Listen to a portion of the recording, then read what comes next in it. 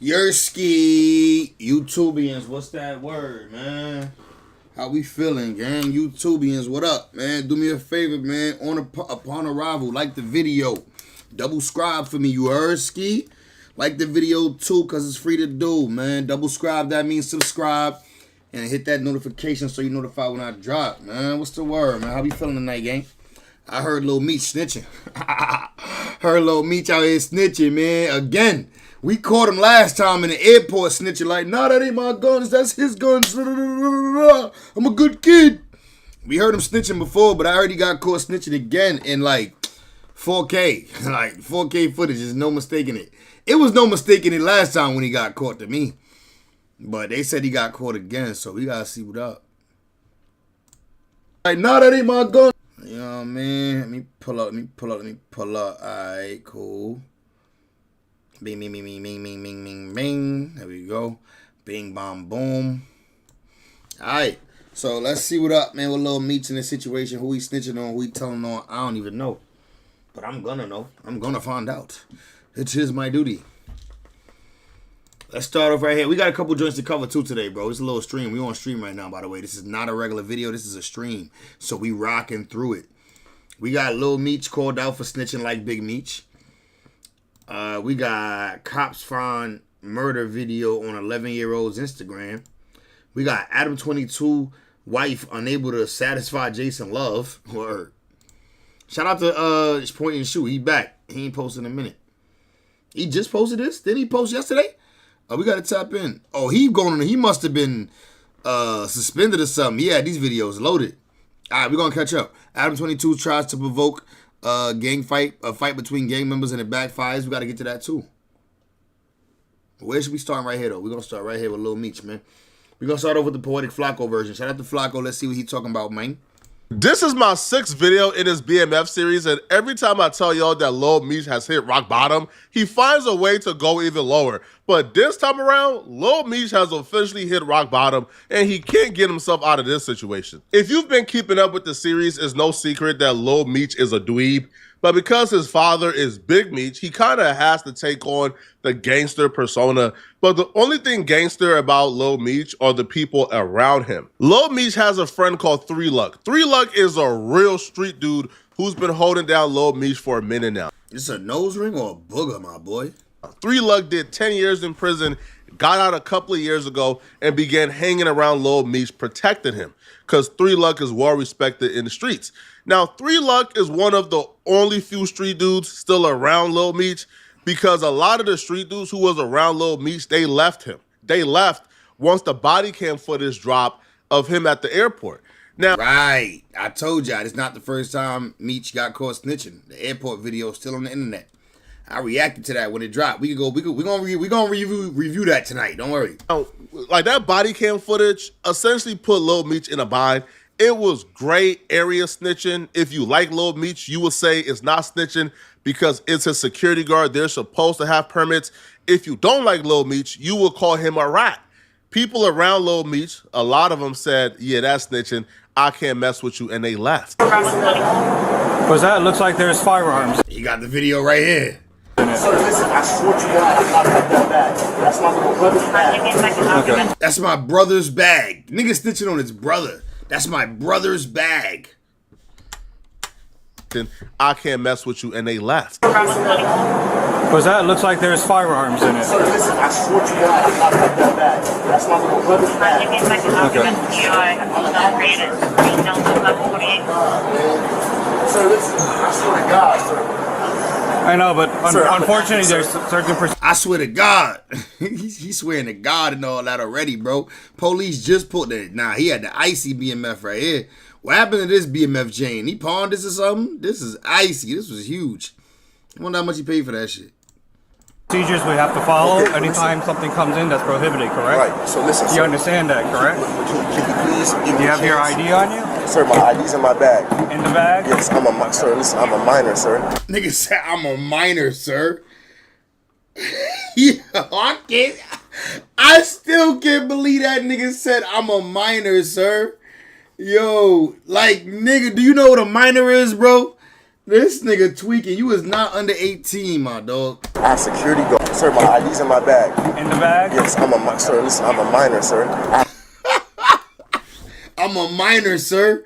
Bro, you ain't no minor, my dog. What are you talking about? ID on you? Sir, my ID's in my bag. In the bag? Yes, sir, listen, I'm a minor, sir. I have security guards. They left that in my bag, sir. I did not pack my bag. Well, we can get that all straightened out after the fact, okay? Thank you. But until then, I have to put you in handcuffs until we figure this out. What? Okay, you understand that? Can I call my mom or somebody? Please? We'll do that after. Nigga said I'm a minor. Can I call my mom? Grown ass man, beard, goatee. Okay. All right, just turn around for me. Be cooperative. Everything's on video and audio surveillance. Plus, I'm on body cam. You understand that? Sure, yes, I understand. Okay. This is just for your safety and everybody else around you because there's guns involved, okay, or possible guns. We have to confirm it. Okay, X-ray doesn't tell us 100%, okay? Just says there's a possibility, and that's what it appears to be. You understand? Do you have anything else on you at this point? No, sir, I promise I don't. Okay. Just an actor, sir. No, I understand. Just an actor, sir. No, I understand. So I have a premiere tonight. Man. Do you have a concealed weapons permit or anything like that? No, I don't, sir. They left that in my bag. My little brother's he was outside waiting for me, sir. I promise you, sir, that's not mine. Nigga snitching on his little brother and it wasn't even his little brother. Okay. He tried to put it I'm on a him. security guard, sir. Okay. See how much jewelry I have on me? Listen, it's that's okay if you got that. The problem is bringing it into the checkpoint. Just have a seat for me. My mom's a flight attendant. Just have a seat. A lot of people seen that footage and got cool off of Nigga, I thought your mom's worked at Wendy's. Nigga said my mom's a flight attendant. Nigga, I thought your mama worked at Wendy's, nigga. I watched the BMF series, nigga. She was in Wendy's there. Fuck you talking about? Yeah. 88, what's that word, brother? How we feeling tonight, gang, gang? Lil Meech, but 3 Luck stayed. Just if you got that. The problem is bringing it into the checkpoint. Just have a seat for me. My mom's a flight attendant. Just have a seat.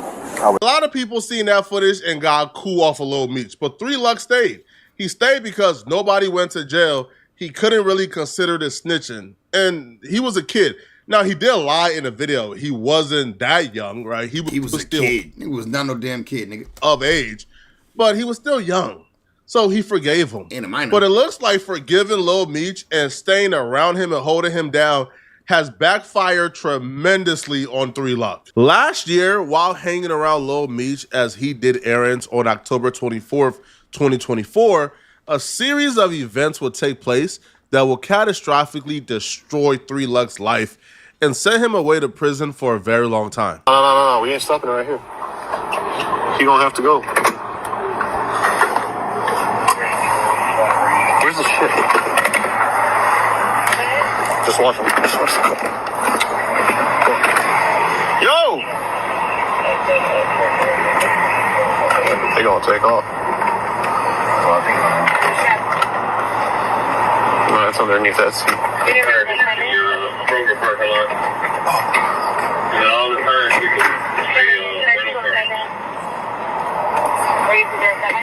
You can go for it. 5 months each. Like going straight across the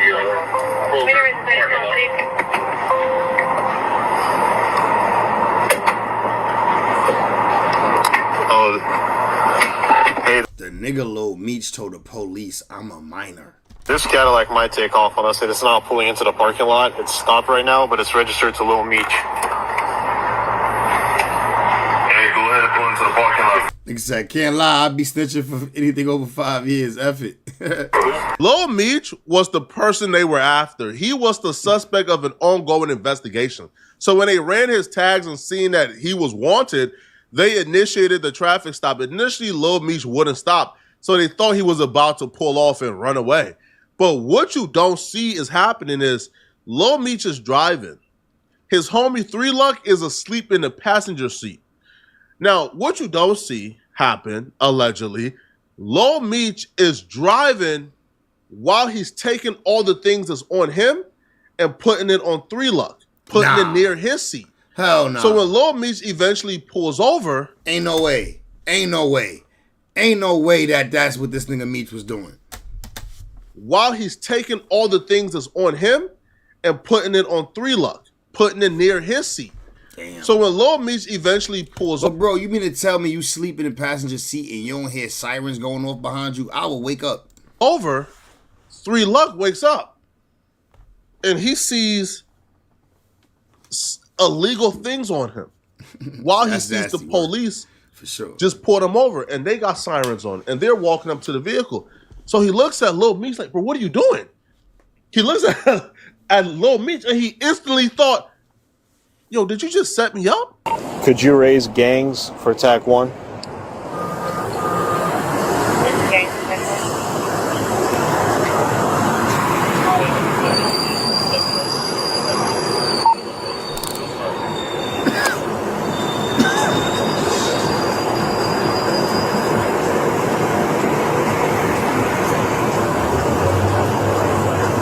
Right, I'd have woke up too.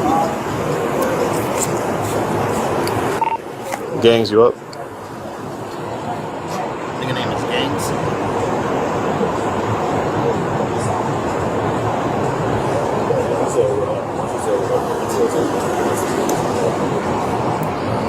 Hey, it's Petkov again. I Mirandized him. He doesn't want to talk, so we don't have anything on Meech. We got the other guy's 2 cell phones. Meech, it's a matte black Cadillac Escalade. Temp tag. Dope Cadillac. The Nice police pulls out Lil Matte Meech black. and 3 Luck. They separate them. Now, the police, when eventually searching the vehicle, they only found firearms. Now, Florida has weird firearm laws that's drastically different than California and New York. They're more lax. So just firearms don't really get you in that much trouble. So the police really weren't concerned about just the firearms. But Lil Meech knew what was in the vehicle. He knew that it was much more than firearms. It was also narcotics. Now, when you put the firearms and the narcotics together that's when things get tricky for you. Mm-hmm. Lil Meech understood this. So as Lil Meech is watching the police search the vehicle, he's sweating. He's hoping and praying they don't find our narcotics. Yo, just watch my 6. Just watch my 6. Just watch my 6. Yeah, please. Thank you.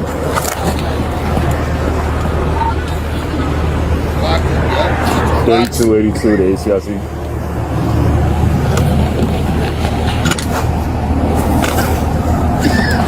One got a red dot on it. That's a Taurus. Is that a Taurus or what is that? A Taurus or what? I don't know. I'll tell you right now.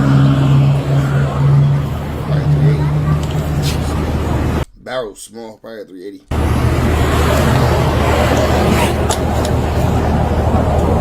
$32.82 to ACIC. Oh, it's a 32. Nah, I can't be no 32. Is that what he said? $32.82 to ACIC. Oh, that's not what he said. That's blocked.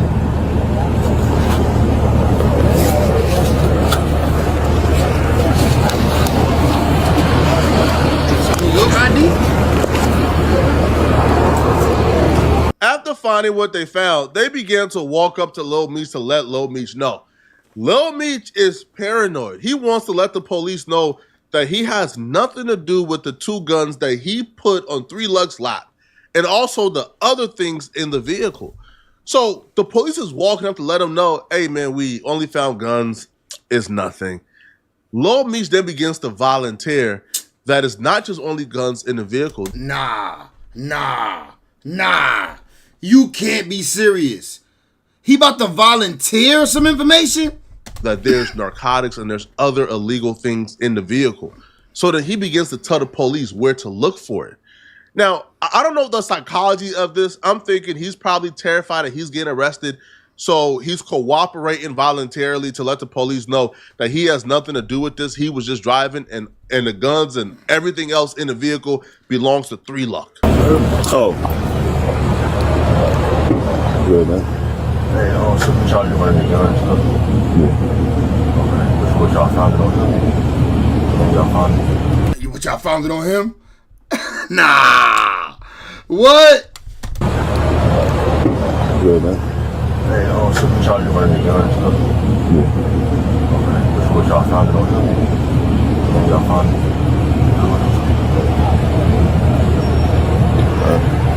It's not illegal. Huh? It's not illegal. What is it? It's not illegal It's not illegal what? to have a firearm. Oh, I'm talking about the other stuff. Huh? The other stuff. Talking about the other guy? The other stuff, yeah. Nigga said the other stuff. Yo, I hate this nigga, bro. This nigga, man. And he be out here acting like he a street nigga, even though we know he ain't. It's not legal. Huh? It's not legal. What is it? It's not legal It's not legal what? to have a firearm. I'm talking about the other stuff. I'm talking about the other stuff. Huh? The other stuff. Talking about the other guy? The other stuff, yeah. Other Yeah. stuff. That's illegal. Lil Meech That's asking illegal. the police if they found the Crazy. other illegal stuff sparked the police to now go back to Now we're searching, or we're gonna find it. look for the other illegal stuff. Because they were only telling Lil Meech, hey, bruh, it's firearms. It's no big deal, bruh. We're just waiting to see what they want to do with you because you're a suspect of an investigation. They were going to let Lil Meech and 3 Luck go. But Lil Meech sparking the police to go back to research the vehicle and research 3 Luck. They found the illegal stuff. Now, we're presuming it's narcotics, but right now we don't know what it was. It was just highly illegal, and it couldn't be with a firearm, and that created the felony. So after researching the vehicle and researching 3 Luck, they found the stuff that Lil Meech planted on 3 Luck, and 3 Luck got arrested. He went to jail, and he was ultimately sentenced to 40 months in prison. Now, 3 Luck has no idea what Lil Meech told the police. He just thinks the little homie panicked. He threw some things on my side of the car. Bro, this the same nigga that told the police he a minor. Like they wasn't gonna take his ID or just do a quick Google. This nigga clearly dumb. Low IQ for real, bro. Man, he the bag. I'ma take it. And, you know, I'm going to try to maintain a relationship with them, hoping they do what's right by taking care of my family or taking care of me while I'm in here. So 3 Luck spent his entire savings fighting this case. Lil Meech and his family didn't throw now one red cent into his defense. So you snitch on a man, then don't pay that nigga nothing. Leave him in jail to go broke fighting a case that really it was your shit. You threw on him allegedly. That's foul. That's flagrant. That's grimy. But it gets worse. Lil Meech hops on the phone with 3 Luck, and he begins to apologize, and he's apologetic. He says he's going to make it right. It's been about a year, and Lil Meech and his family haven't sent 3 Luck $1, while 3 Luck is rotting away for 40 months in prison as we speak. Give me some time, bro. I got you, though. I ain't like what I just heard. But bro just told me, so I'm trying to make, speed up the process. Yeah, that shit just, nigga ain't got no trouble but to fight the situation. It's just the situation I put my family through. That's not right, though. You snitched on him. I'm thinking that was gonna be handled already, so I really took a chance on using the money I had saved up for my family. Yeah. That's crazy. Yeah. Look, nigga be like, yo, I just really used up all the money I had for my family.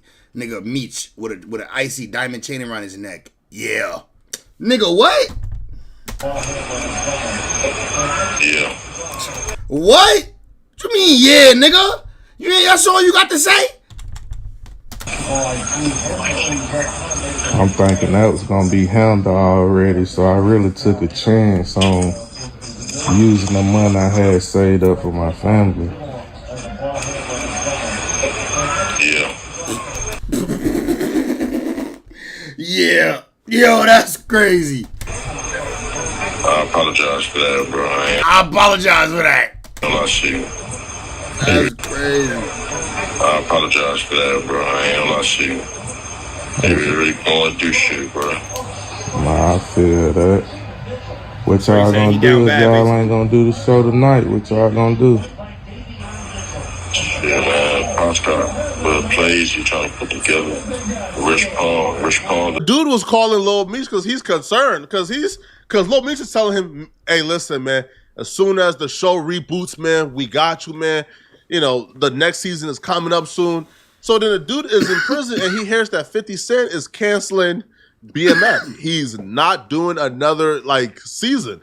So he's thinking, you hold on, Lil Meech promised me a large chunk of money when the new season comes. the new season ain't coming. So then he's texting Lil Meech, hey, bro, what you gonna do if the new season don't come, man? Bro, like, I need my issue. Like, bro, I done spent a lot of my family's money fighting this case, man. Like, I need y'all to replace it. You planted this on me. Lil Meech telling, man, Rich Paul is doing this for us, man. Nothing ever comes through. Damn. So eventually he gets his discovery and he sees Lil Meech is responsible for why he's even in jail. Not just planting the stuff on him, but telling the police, hey, did you find that illegal stuff? The other stuff. After you planted it on somebody is diabolical work, man. 3 Luck took to Instagram to damn, I need me a Bitcoin. Nightly Bitcoin price, 117.5. to expose everything. Once he became perfectly aware that Lil Meech has no plans on ever paying him nothing. I think they going broke. I don't think they got any money left. So even if he wanted us to pay them, he couldn't pay them. So 3 Luck Clover wrote, reason I got to do Fat Time.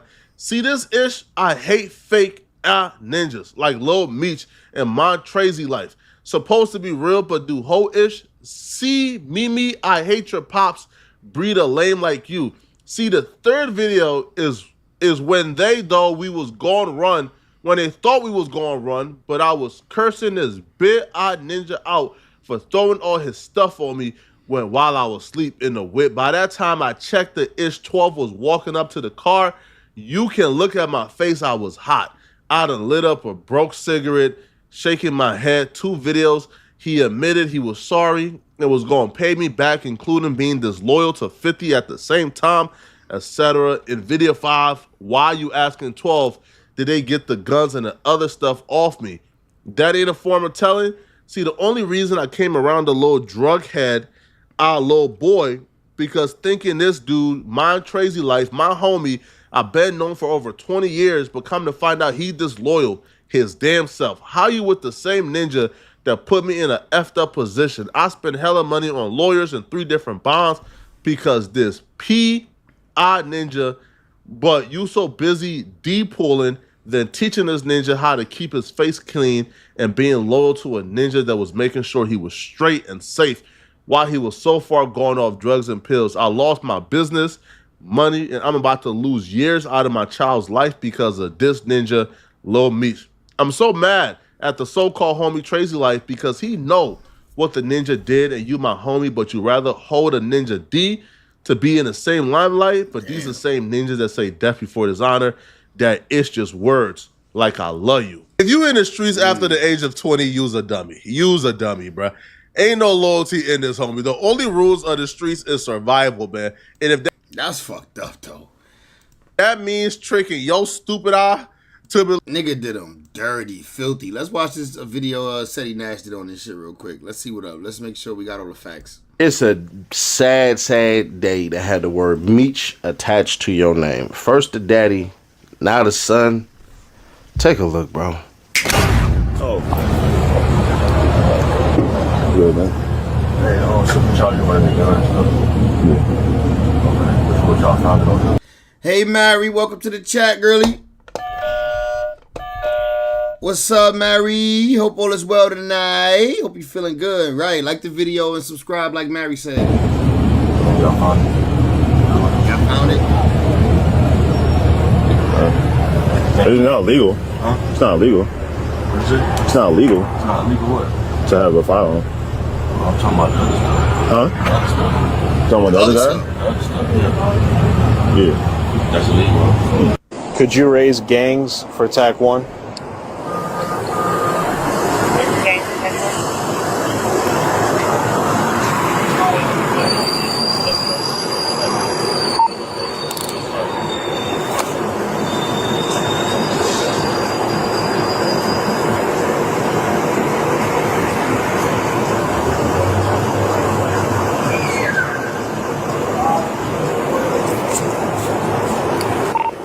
Gangs you up?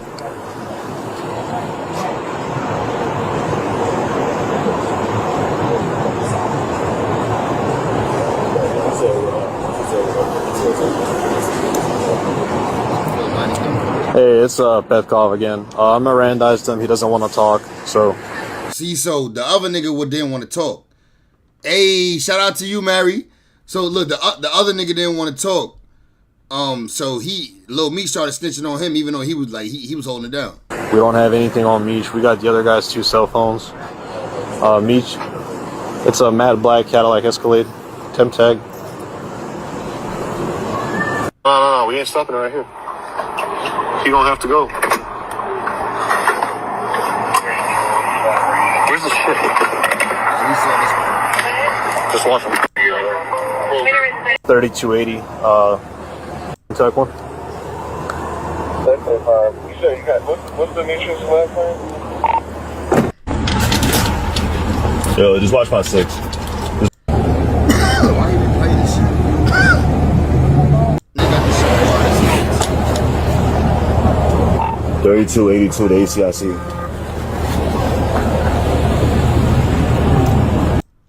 While trying to pass through security, TSA agents found an unloaded firearm in a bag. That's the first time he snitched. He on camera twice now, bro. 2 times. My boy, I'm Stacy talking about. Oh. Good, man. Hey, supercharger right Yeah, everybody just playing this clip. Everybody just put this clip right here. Okay, what y'all found it on? Y'all found it.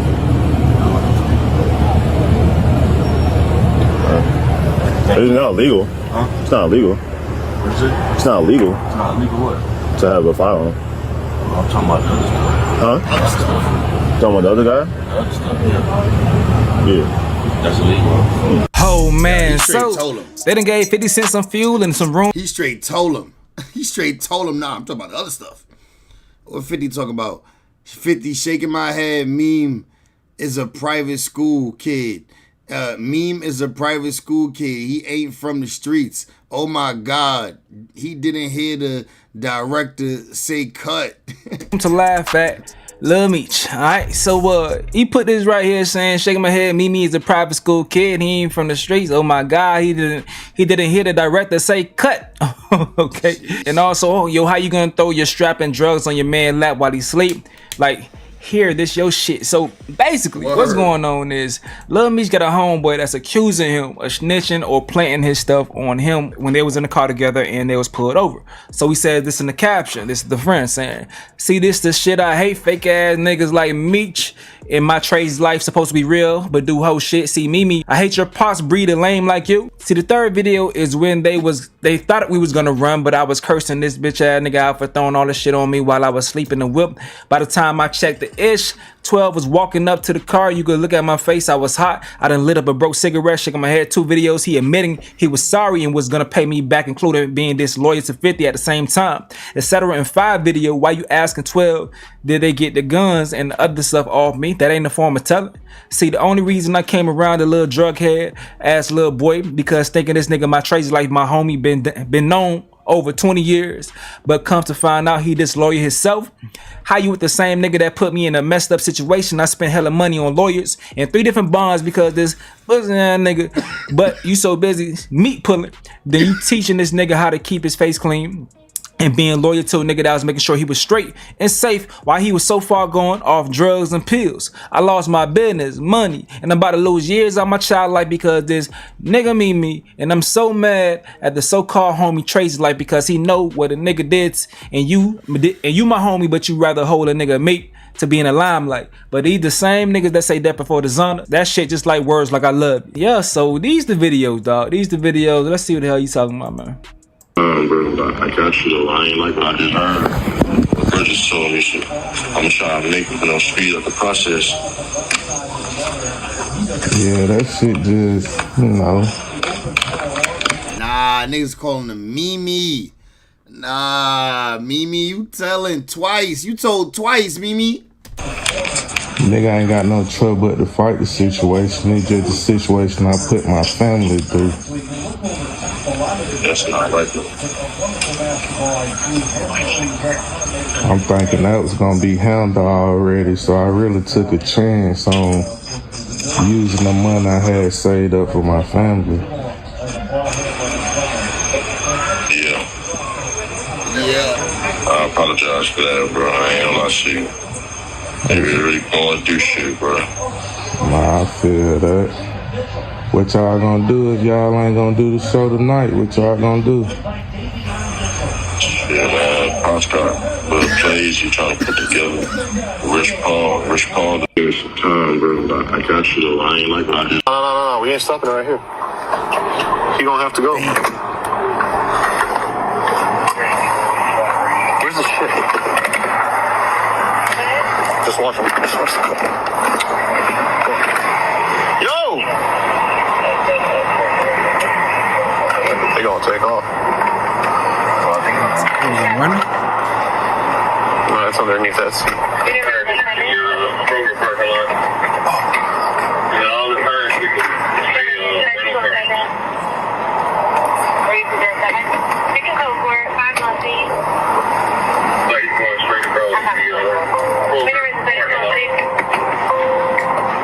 Back one.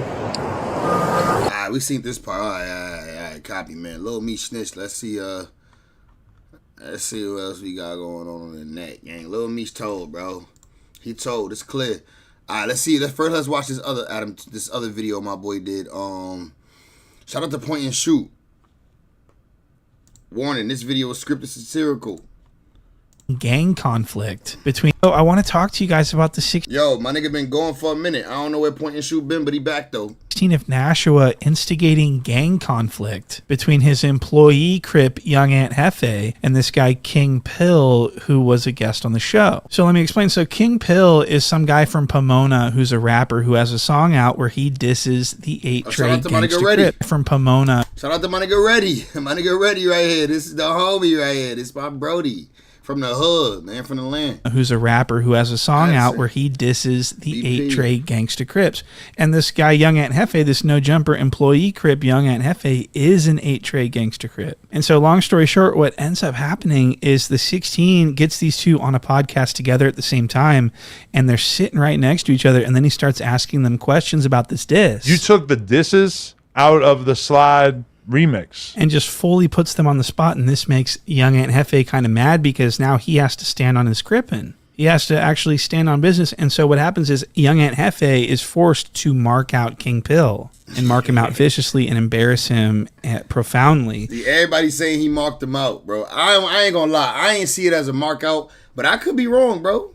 And King Pill did not like that one bit. He blames the 16 of Nashua for orchestrating this by asking that conniving question about gang-related activity. And so by the end of this, King Pill got so mad at the 16 that they ended up having a physical altercation after the podcast ended. And the 16 was being chased around his office by King Pill, and he said that he was considering shooting King Pill. What? Not kidding about that. We're going to get into this right away. And I want to start here. This is the first clip. This is going to be Young Aunt Hefe arriving late to the show. And I just want to show you this because Young Aunt Hefe is real irritated with the fact that King Pill is a guest on the show. He doesn't like King Pill, and he is aware of the diss that King Pill had in his song. And he wasn't aware that King Pill was even going to be there until a couple hours before the show. Nah, he thought he was going to get a dap. Look, he thought he was about to get a dap. Look at King Pill.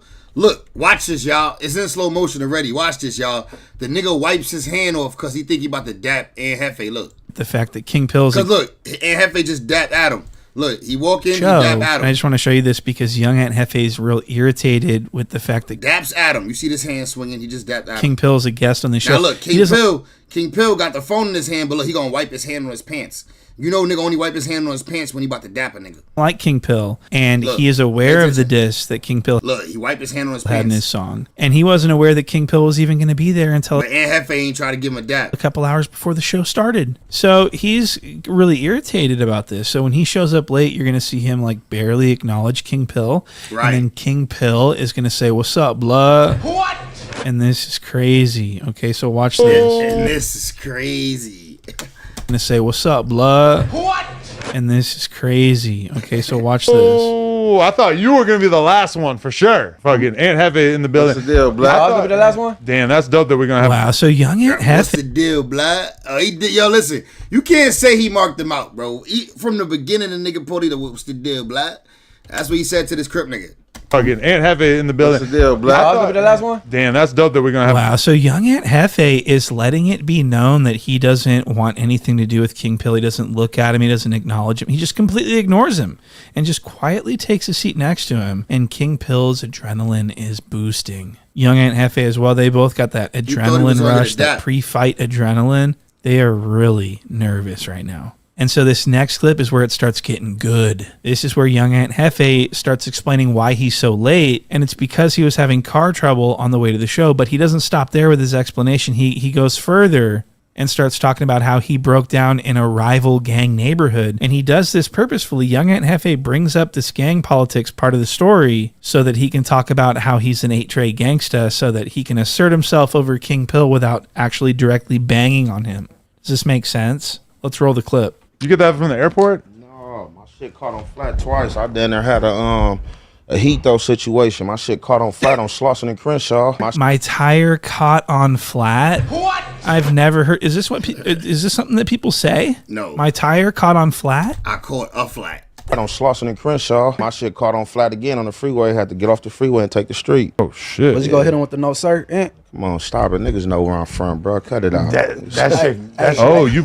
Your car broke down in an op hood. Slauson and Crenshaw. I see certain niggas can't say I don't bang because they already. So all young Aunt Hefe had to say there was that his tires caught on flat twice, and unfortunately he was late as a result. But he added these details about being in a rival gang neighborhood when his tires caught on flat, and we didn't need to hear that, but he brought it up anyways because he wanted to establish his gangsterism. And he wanted to check the temperature of this guy, King Pill, and sort of G-check him without actually directly banging on him, okay? And the 16 is just loving this. And so this next clip is going to be the 16 making a joke about what you should do if you ever break down in a rival gang neighborhood. But he know damn well they knew who he was. He told them no sir. But if somebody comes up to you and says, "Hey, where are you from?" You just say, "I work for No Jumper." Nigga crazy. Where you from? Yeah, I work for No Jumper.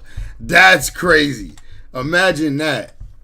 But he know damn well they knew who he was. He told them no sir. But if somebody comes up to you and says, "Hey, where are you from?" You just say, "I work for No Jumper." That'll be viral. That'll go viral. A nigga press a nigga, but I work for No Jumper. Hey,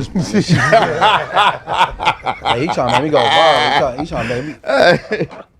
Man, you know King Pill? Okay, so not funny at all, and I will say that I've never seen anyone fake laugh this hard at this was funny, nigga. You lying. This is funny. Their own joke. If anyone comes He said this wasn't funny. This is funny. up to you and says, "Where are you from?" just say that you're from No Jumper. And it's just not funny at all. And these guys have to fake laugh for their boss as he performs a crinkled nose laugh right in there. This is a CNL, by the way. It's a crinkled nose laugh. What? Everyone knows that a crinkled nose laugh is when you crinkle your nose while fake laughing at something that's obviously not funny. Man, you know King Pill? No, we ain't never met. Oh, we gotta do this introduction. King. No, we ain't never met. King Pill, you know King Pill? No, we ain't never met. Oh, we gotta do this introduction. King Pill, you ever met Aunt Hefe? What's the deal? What's the word? What's the word, man? What's going on, my nigga? Fat Hefe. No, man. Fiend Pill. Off the jump. Off the dribble. I fuck with King Pill, bro. He funny. He be talking his shit. Like, I fuck with it. We gotta do this introduction. King Pill, you ever met Aunt Hefe? What's the deal? What's the word? What's the word, man? What's going on, my nigga? Fat Hefe. No, man. Fiend Pill. You guys have done videos about each other, right? A little bit? No, we ain't done no videos. So the 16 uses the crinkled nose laugh to lightheartedly segue into introducing these two. And so they are forced by the 16 to acknowledge each other at this point, and then they shake hands, and then they sort of make lighthearted jokes about each other, and it starts to look like things are going to be okay. But that couldn't be. Look at Lush. Lush over here just riding dick. It's about each other, and it starts to look like things are going to be okay. Lush is literally riding the D the way he jumping up and down right now. But just riding the D. That couldn't be farther from the truth. But let's watch this next clip. Videos about each other, right? A little bit? No, we ain't done no videos. No, I just did like little videos and just, little shit on the internet, like joking and shit. We never did no. That's why people need to cut the bullshit, because I was on the way over here, like, I was in the car. Oh my God, listen to this. This is where young Aunt Hefe says that on the way over there, his homie was explaining to him that the 16 had their op in the building, and they're referring to King Pill here. And so young Aunt Hefe feels like he needs to address this because of the pressure from the streets spilling over into the podcast world. And so we're going to see young Aunt Hefe bring this up, and the 16 is going to act completely oblivious, which he is not. He knows exactly what's going on here. He has positioned this meticulously. I don't think they hoods is ops. I don't think they ops. And completely. Now watch this. That's why people need to cut the bullshit. Cause I was on the way over here, like, you know, I was in the car with the homie, and the homie was looking at some shit, and he like, yeah, they talking about Adam. You know what I'm saying? Got ops. Man, they ops, nigga. Like, what are y'all talking about? Like, nigga, I'm from A-Trey Gangsters in L.A. Like, bro, like, what y'all mean? Adam got ops in the room with each other. Like, what the fuck y'all talking about? Do I? Who's ops? So the 16 says, what? Who's the ops? He knows exactly who the fuck. But even Hefe said that they're not ops just now. He's talking about. So the 16 knows what's going on. And what's going to happen next is the 16 is going to take it a step further and ask that fateful question. Why did you take those gang disses against the Treys out of your song? And this is really crazy because the 16 already knows the answer to the question. Nah, Adam saying that is crazy. Adam for sure was doing too much by saying that. Like, why would you do that? Why would you bring that up?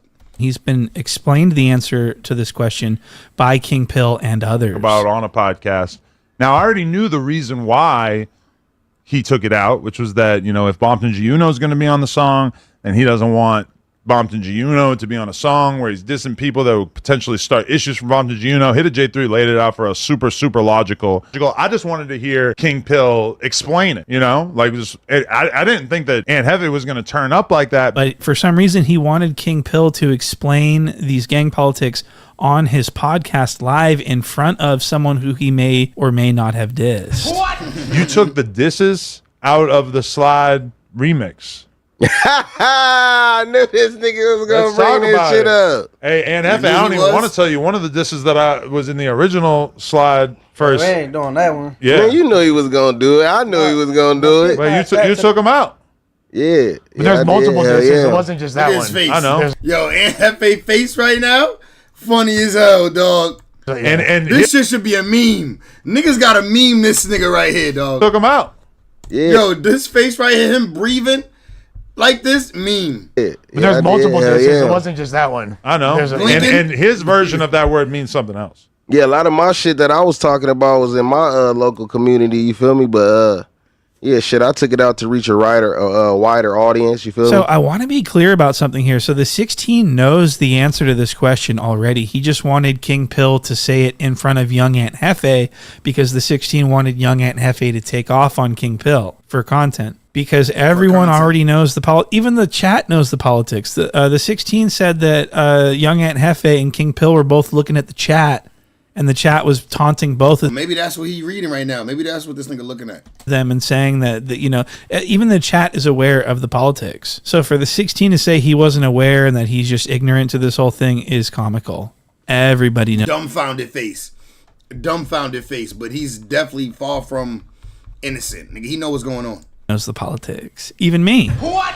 So this next clip is going to be the mark out. This is where Aunt Hefe marks out King Pill and establishes his dominance over his gangsterism. And this is really something because this could have gone violent. This could have developed into something much more treacherous than it was, thank goodness. But this is the mark out, and so Lush, and even Lush knows the politics. Lush is like, you didn't, like, this wasn't the only diss, you feel me? Like, you didn't really think that this was going to really offend anyone, did you?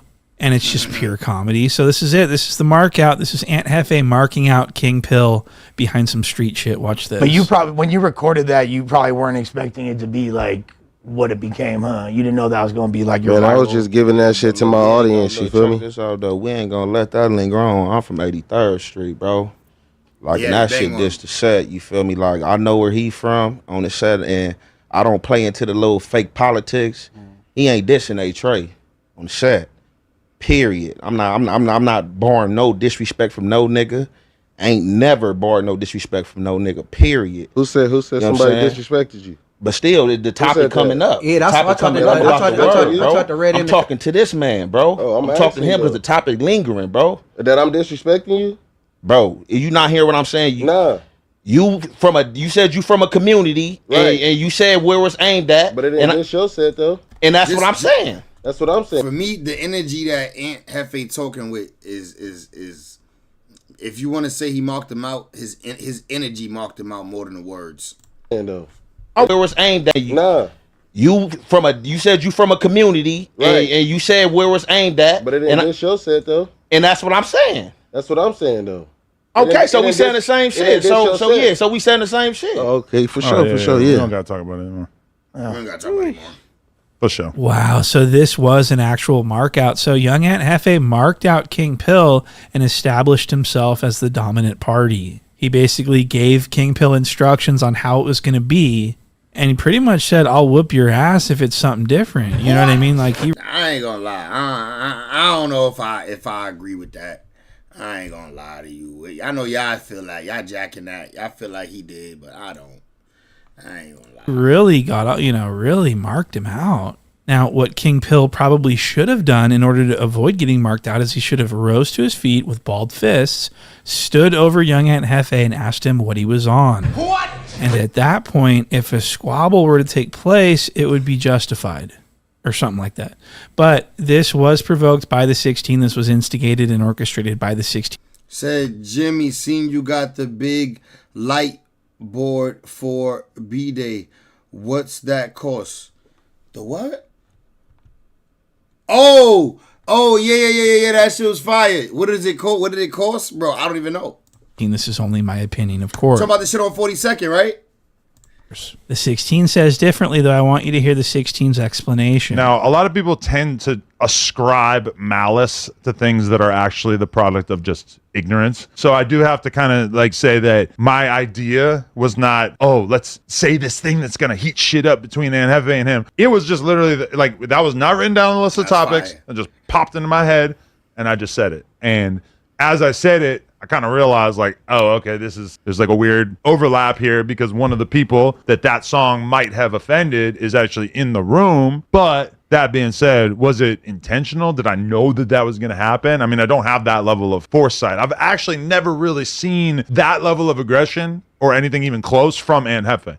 And, so the 16's trying to gaslight his own audience once again, when everyone knows that the 16 is well aware of the politics in that city of angels. Right. Now, this next part is where it starts getting kind of crazy because King Pill, the 16 is going to explain that King Pill approached him with a hostile demeanor after the show ended and he was demanding money. Now, he didn't care. King Pill didn't give a shit about the money as much as he gave a shit. You right, my guy. Shit about getting marked out. And so he makes up this story about wanting money and blames this whole thing on money as if he all of a sudden gets mad about money. And he does this because he doesn't want to appear like a little bitch that didn't want to do anything in the moment and then later on he wants to do something. So he blames his hostility on this money demand. And we all know that it's not over the money. It's because he wanted to get even with the 16. Now listen to what the 16 says happened after the show. I go, I'm hungry as hell, start heating up my meal in the microwave. As I'm heating up the meal in the microwave, King Pill comes over to me and he says, yo, what's up with the money? Hey, Miss 88, how you doing tonight? Money for the episode. He's saying, yo, like, can you send me that money right now? I said, yeah, you know the group chat that I put you in with Josh? Just text that and Josh will send it to you by the end of the night. He goes, by the end of the night? He's like, I'm trying to get paid right now. I need that money to get home. But his energy is weird. He's walking towards me. He's like really like kind of getting close to me and stuff. Pull up the No Jumper Instagram. Yeah. And so he's kind of pressing me right now. He's saying like, you know what? Can you send it right now? I said, Josh can send it. He goes, can you make him send it right now? I'm like, if you want, you could call him. He goes, why can't you call him? He's like, it's your business. You could call him. He's like just pressing me about like the dumbest shit possible right now. And those are all his boys. You see how Shorty had tried to reach out and like grab his hand and tell him to chill too, really subtly? Yeah. It's me walking away and being like, bro, you need to chill. Okay, look at how scared the 16 is. He's so scared and terrified and worried. And he's so cowardly. He's like, you need to stop, bro. You need to chill. He's trembling in fear and he's a pussy. And this is why Lena's on that boat. What? Because he's not a man. He can't. This is crazy. He's a pussy. And this is why Lena's on that boat. What? Nah, Leonard was on that boat for real. Because he's not a man. This S tape was weak. This S tape was so weak. I tried to check it out, take a look at it. Weak. And he can't. Yeah, Adam ain't look that scared. Defend himself, much less another woman or child. And he's like, Adam said he had the pipe on him. Look, you're going to hear it in the video. Adam said he had the pipe on him. He was contemplating whether or not. Oh, yeah, we watched it together.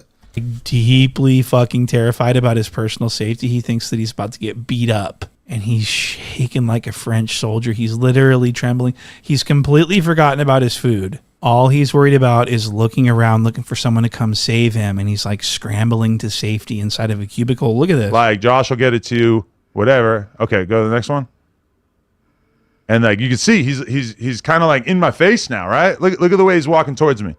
Look at the body language. Look how he's like, and then look he just bumped into me, and then I kind of like push him away, and then his boys jump in here. They're pulling him away. They're separating him. So what's he do? He pulls out his phone, typical internet thug, pulls out his phone, starts filming. I'm sure he's going to drop this footage at some point.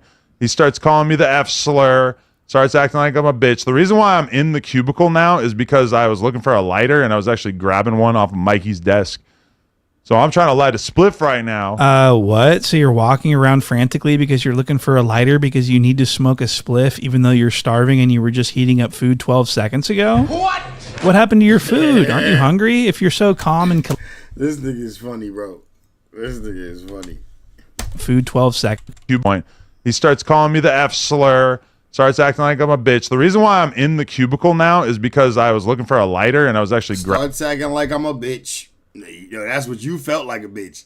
Adam been in the bigger situations than King Pill. He's light work. But nah, the nigga Adam even said started acting like I'm a bitch.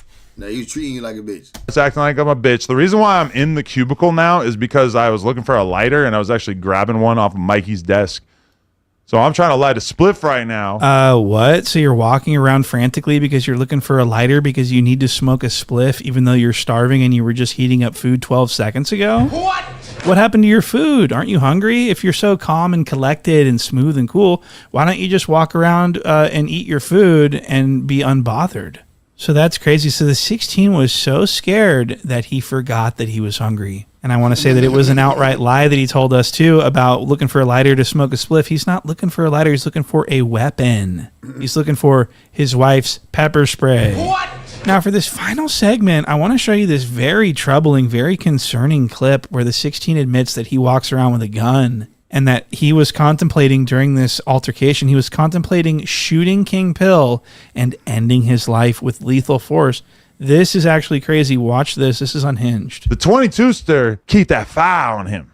So when King Pill is doing all this, I'm starting to do the math in my head. And I start thinking, okay, so what's the line that needs to be crossed here in order for the 22-ster to up blick on cuh? Now, in my head, what I established almost immediately was like, if he punches me, I'm pulling out and I'm going to start shooting at him. Okay? That's what's going on in my head. It's like, that's the line that needs to be crossed. Ready to take it there with him. Him just standing close to me is not enough for me to turn this into this kind of situation, right? But either way, like it ended so quickly. Wow. So the 16 does a great job here of demonstrating his stupidity. I mean, that's the stupidest. If he ever does shoot anyone, this clip will be played in court. Facts. What a fuck. Exactly. This clip will be played in court. An idiot. So he's like, I was just waiting for an opportunity to like justify pulling out my gun and shooting at him. That's fucking insane. And he doesn't need a permit because he's on his own property. So he can just walk around with a gun all he wants.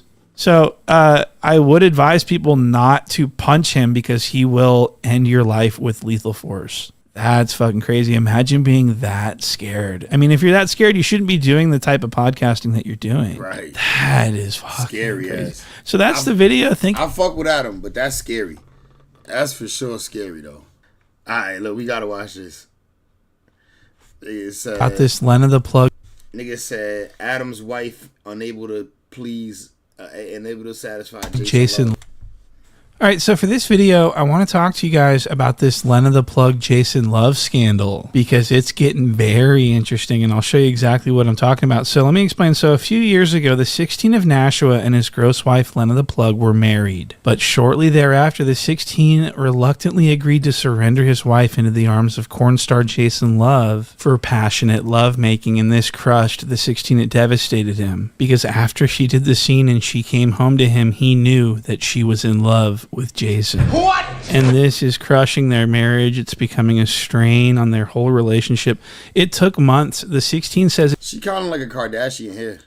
She look like Kim Kardashian a little bit here. A little Kim Kardashian-ish. It took months for him to emotionally recover from all of the personal anguish and the torment and the lack of dignity and basically just the overall feeling of being cucked. I mean, this really put a strain on his life. And he says it took months to get over this. You know you're still not over the first man f***ing your wife. How am I not over it? I haven't thought about that in weeks. It happened months ago. The first month might have been hard. No, I'm totally over that. You know, I find it so funny that the 16 constantly is just parading himself around talking about, I don't care that my wife sleeps with other men. That's just porn. That's not cheating because it's on camera. We have a healthy marriage. Like, well, then why did it devastate you? What? Why were you so devastated? Why did it take you so long after to cope with your cuckoldery? And so it's like, sure, now you're okay with it. Now you can say you're okay with it because you've already gone through hell. You've already felt all the devastation. And his wife felt terribly for him because she knew that she had just had sex with the man that she's truly in love with and that the 16 had no choice but to just lay back and accept it. And Lena the Plug actually slightly felt guilt because of the fact that she allowed her husband to be cucked by Jason Love. She felt guilty for this. We still don't know like how he's gonna feel when the scene actually comes out. Is he gonna watch it? It's all baby steps. I mean, first I was like, I don't want you to watch it because I feel guilty, but now I'm like, I want you to watch it and I want you to put yourself to it. That is where I'm at now. So she goes through with it. She devastates her husband. The tape comes out. The tape was awful. What? Yeah, I agree. Awful. It was completely terrible. At least the second one. The first one was alright. This one was trash. Everyone hated it. Everyone was making fun of how cringe it was, how shitty it looked. I mean, it was a total failure. The reviews were terrible, and Jason Love was embarrassed by this, I think. And he held a grudge, I think. And this is why I think that he sent shots at Adam 16 and basically said that he's better than him. Do you think that you her better than Adam did? Well, obviously, yes. Well, obviously, yes. But I'm pretty sure he probably felt different with Adam for her because love is involved emotions. But as for the physical aspect of getting obviously. And then Adam 16 got mad and responded by saying he was going to expose Jason Love for some horrifying secret that we don't know about yet. But still, this feud caused Lena the Plug and Jason Love to sort of not work with each other for a while, and it looked like the 16 had forbidden her from working with him again. But she doesn't give a fuck about what the 16 says. She knows that he's cucked and that she can do whatever she wants. So that's exactly what she did, and recently she has been doing more with Jason Love. What? And I'll tell you this, the 16 seems like he is on edge. He seems so grumpy and just mad as fuck. Is the music seriously that loud? What the fuck is wrong with these girls? Just so you guys know, it's a plug talk day. We got to make sure that door stays closed. This is insane. But anyway, so listen to how he's talking. So they screwing over there in the next room. Talking about his wife. He's like, "This, what the fuck is?" Wow, so he's really mad. Listen to him. God damn, I really just wanted to get through the story of these pieces of shit. Oh, they closed the whatever. These pieces of shit. What? He calls his wife. I guarantee you, he calls his wife a piece of shit behind closed doors. He's very abusive, probably. I think that's crazy. He said that on. He's like, these pieces of shit, these fucking bitches. What? That's insane. So the 16 is obviously probably not happy about this new Jason Love scene. And he hates seeing her with him and how she's just absolutely glowing. He's sweeping her off of her feet. 2, 3, 4, 5. Love to use my body. Let me show you. Jason, come in.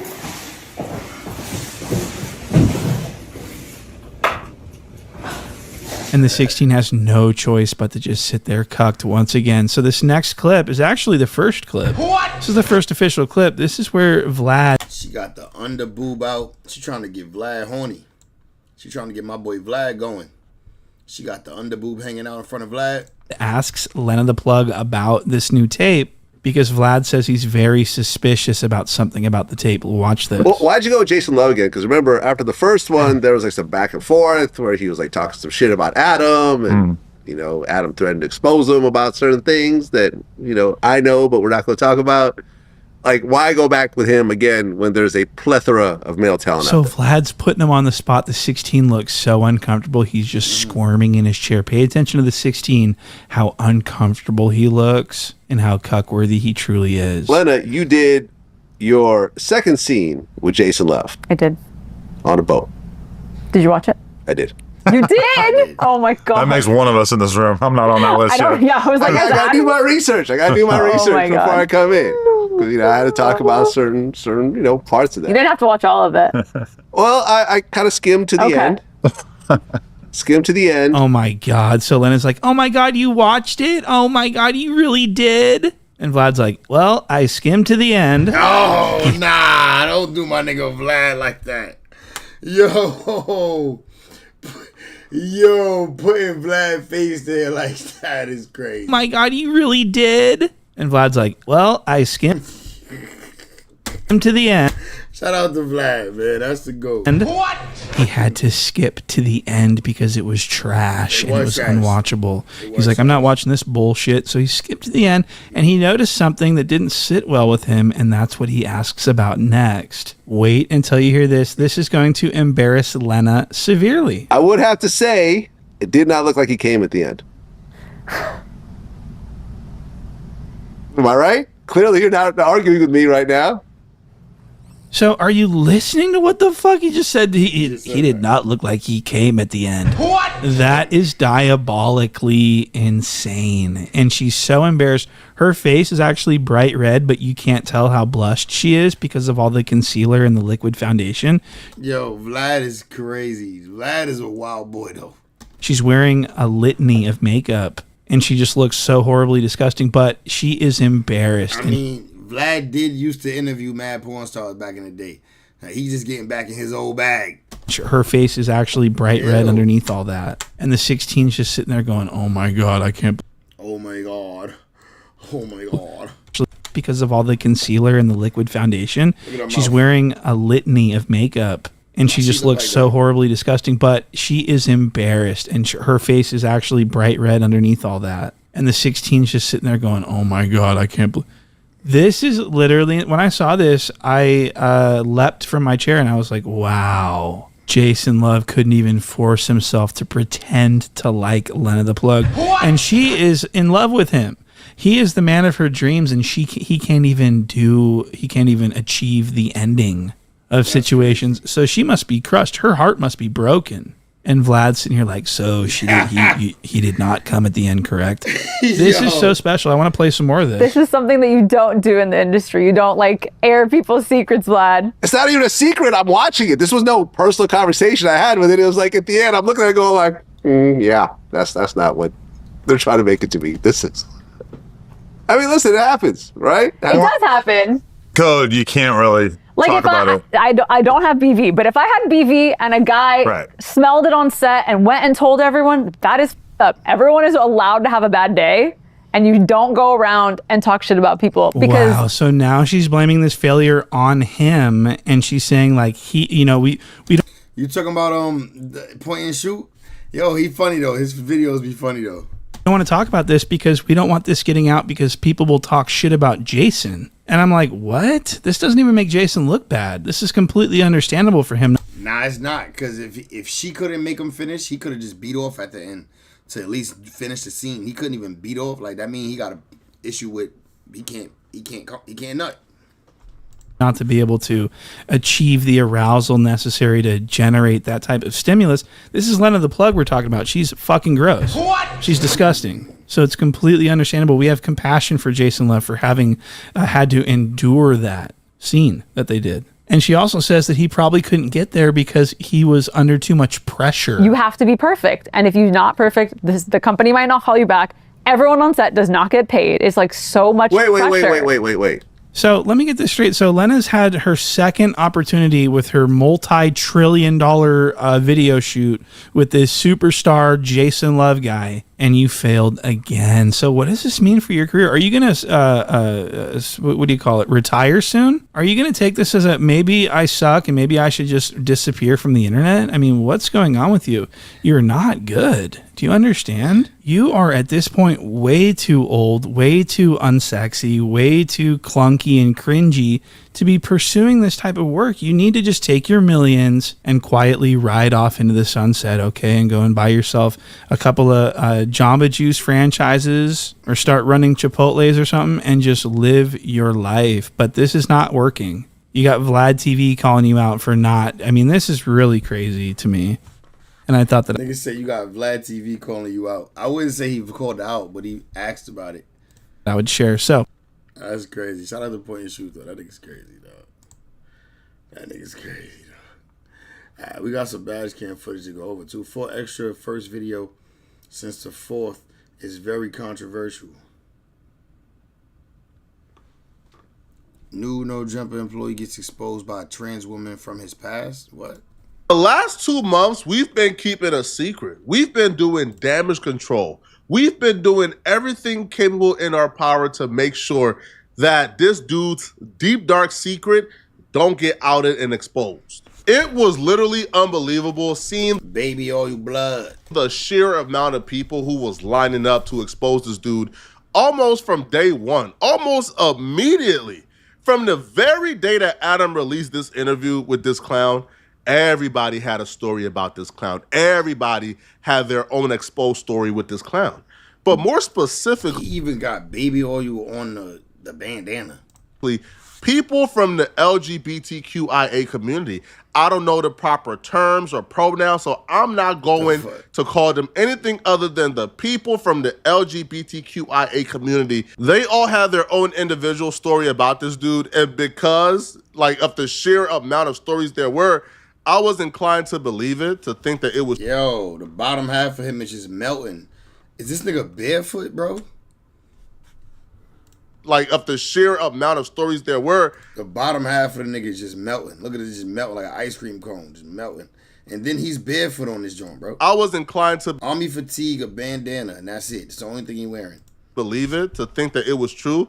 Because why would a lot of people, this many, choose to collude against a nobody, against a dude with absolutely no notoriety or clout whatsoever? A lot of them was begging for us to interview him. Yeah. You know Flacco. Some was even offering to pay us to interview them so they could tell their story of how this dude victimized them and finessed them. But we rejected all the interviews because we didn't want to do it to this dude. Because Adam had just interviewed this guy. Adam is my friend. He's also a friend of the channel. So if Adam just interviewed this dude and there's a possibility that he may be coming around more, he may be doing more content, it's almost cruel to then expose this dude and then have him still come around. So we rejected it. And honestly, a lot of us just thought that it... What the hell? Who the hell this nigga is? That's this nigga Fiend Pill? King Pill? That's him? Was too obvious to really care about exposing. If you need somebody to come and tell you that this dude plays for the other team, then I don't know what to tell you. You've never seen a more clear example. Come on, bro. Look at him, bro. Look. Nigga, nothing that he doing right now would tell us that. Nothing that he doing at this very moment would tell us that, bro. Look at the dude, bro. Look at him. Do you really need somebody to tell you, hey, bro, this dude is not a heterosexual? This dude isn't straight. Do you need someone to break it down? Phone case all cracked, bad mirror, bad background, everything, nigga. You taking this for the gram? For you, bruh. Is it alchemy? It's not. Is it calculus? It's not. It was also very sus when he began to take these pictures down from the internet. He was actively working to make sure pictures like this don't resurface. My thing is, why are you hiding pictures of yourself with pink nails polish on? Right? Why are you hiding pictures of yourself moving in a very peculiar manner, posing peculiarly? You would only try to hide those pictures actively if you believe those pictures give us an insight into your truth, which is what he was doing. And the more he... My boy 88 said weak ass tats too. Point pen used probably. Ballpoint pen used probably. You nigga crazy. Them shits is jail tats, bro. Tried to hide these pictures, they just surfaced more. The more he tried to hide his truth, the allegations just became louder. But I was sworn to secrecy. I was sworn to not say a thing about this because he was somebody who was around my friends. So I was going to be quiet. And it's not like he was doing anything too despicable, right? If it's just him hiding his sexuality, he's not really harming anybody by hiding himself. So I was gonna be quiet. And I'm still sworn to secrecy because I'm not one of those people, okay? If I don't like you, I'm not gonna just blast you. So I'm not gonna say anything. I'm gonna just let y'all hear somebody else say everything about this dude's secret life. What up with it? So, you know, the boy Pill. Got this 600, nigga. That told on Big U. We saw the whole thing. Badge and all. Told on Big U. It's all good, though. Get that nigga off the street, man. That nigga was terrorizing the community. Them niggas did good police work, man. We just sit back and watching. Listen, man, I ain't no rat, but if I see a nigga doing some good police work, I'm gonna call it out. You a rat, nigga. King Pill, I call him Queen Pillow Top, you know. Queen Pillow Top. These guys got jail tats on the outside just to look tough, in my opinion. Like they were in jail. Now, he was in jail for 10 years, though. This King Pill nigga, allegedly. He been popping it, dudes just start throwing dudes' names out there, you know what I mean? Like, and you know, these dudes always do that, you know what I mean? And we don't know them, bro. We don't know them from nowhere, you feel me? We never ran into them, never heard of them, and they just come out dissing, you know what I'm saying? And it's just like, bro, like, what's your trip, my nigga? You with the dissing, bro, we don't even know you, you know what I'm saying? Then you got diss songs about certain groups and people, and when you run into them certain people, you know, you're not standing on what you rapped about, bro. You know what I'm saying? For instance, you made a song dissing Trays. You know what I'm saying? You diss Trays with the TRAND, you know what I mean? And all that, right? You got a whole song about that. And then when you run into people, dude tell you, no, you didn't mean that. You wasn't talking about my hood. You like, I wasn't talking about y'all. Just being exposed, Buster stuff, right? So Buster anyway, stuff, right? This dude sent me this picture, man, you know, months ago. And I seen it, and I'm like, you know, he's just a fat dude with pink hair. I mean, you know, I really can't really knock him for that. You know, you never know what these dudes do behind closed doors. So I don't want to jump the gun with that picture, and there's no men in that picture. You know what I'm saying? Even though straight men want to appear to be straight. They don't want to appear to be nothing else. You feel me? So a lot of dudes be doing little signals and all that, but you can't really confirm it, so we don't jump on it. Well, I don't jump out the gun like that, right? That's Christopher Lovejoy, aka 600. Nah, nigga said, I heard what you, I see what you wrote. He said, nail polish, and I can't be your friend or associate with you. Honest, Jimmy. Nah, not me. I don't let shit like that me. If the nigga the homie and I know him, I know his character. But I know he also a different type of nigga with shit like that. Like, you know what I mean? It's just shit that I wouldn't do, bro. It's just shit that I would. I always say what I wouldn't do. I don't really talk about what other men could do and what. I mean, I just talk about what I wouldn't do and what I wouldn't allow my son to do. At least not under my roof, type shit. He is an adversary of the dweeb King Tylenol. So apparently, 600 is minding his business, and people was contacting 600, trying to get the opportunity to expose King Tylenol on his platform. So he has no business with King Tylenol. He just knows that he was minding his business, and King Tylenol started dissing him for clout. So while he's minding his business, nah, yo, 88, you gotta do better with your life. You gotta do better with your life. Nigga said, even if you said to me, your daughter painted one nail, I'd never watch you again. You need help, bro. You're really sick for that. His ops contacted him. Nigga said, I'm just saying where I draw the line. This nigga is crazy. Bro, you know, you what they call a momophobe. I can't say it, but a momophobe, nigga. Expose King Tylenol for clout. So 600 hopped on the phone with one of them, and this is what they had to say. I'm about to ask you. So what the fuck is up with this nigga King Pill with the hot pink fingernails, bro? Like, what's up with that? First of all, the nigga, he was in Miami. He was really hiding out in Miami. Whatever happened in California where he couldn't go back to Pomona for a minute, whatever. So he got kicked out of Pomona? Because he would be sick to push the agenda. got a little clout right now. Nigga, I ain't pushing that agenda, nigga. Nigga, you got me fucked up. I ain't pushing that agenda. He was in Miami high. He was fucking punk. The punk. What? He was really hiding out in Miami. Whatever happened in California. Nah, so he was running from his hood, they said. I'm about to ask you. So what the fuck is up with this nigga King Pill with the hot pink fingernails, bro? Like, what's up with that? First of all, the nigga, he was in Miami. He was really hiding out in Miami. Whatever happened in California where he couldn't go back to Pomona for a minute, whatever. Cause they only fuck because he got a little clout right now. But he was in Miami high. He was fucking punk. The punk bought that nigga grill, his permanent diamonds he had. He was painting his nails pink. He dyed his hair pink. Him and the punk got into it. Punk whole internet on him and started exposing it. He take the grill out and changed his whole little look. And then all of a sudden, now he a blood again. That shit crazy. Oh, shit. That's it. No, for real. Oh, so this But he know. What year was this? He know. This was 2018, 19 when we was in Miami. Cause I'm from Inglewood, so he know who I am. Yo, did your wife hear when I called you a homophobe? What did she say to that? Did she agree? I gotta know if your wife agree. You almost borderline a homophobe. Like, you do not like them niggas. A VIP Dame, he know what's up. But yeah, yeah, that's what he did. He was out there with the fat, and then he left Miami after the fat falls. He took the guns out there. That's when he went to Puerto Rico. And he was in Puerto Rico. Oh, yeah. Was he getting money? This nigga traveling a lot, right?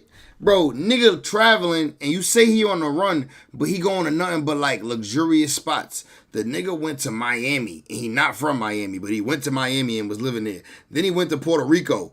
Nigga, those vacation spots. Nigga, that's where niggas go to get away and enjoy life for real.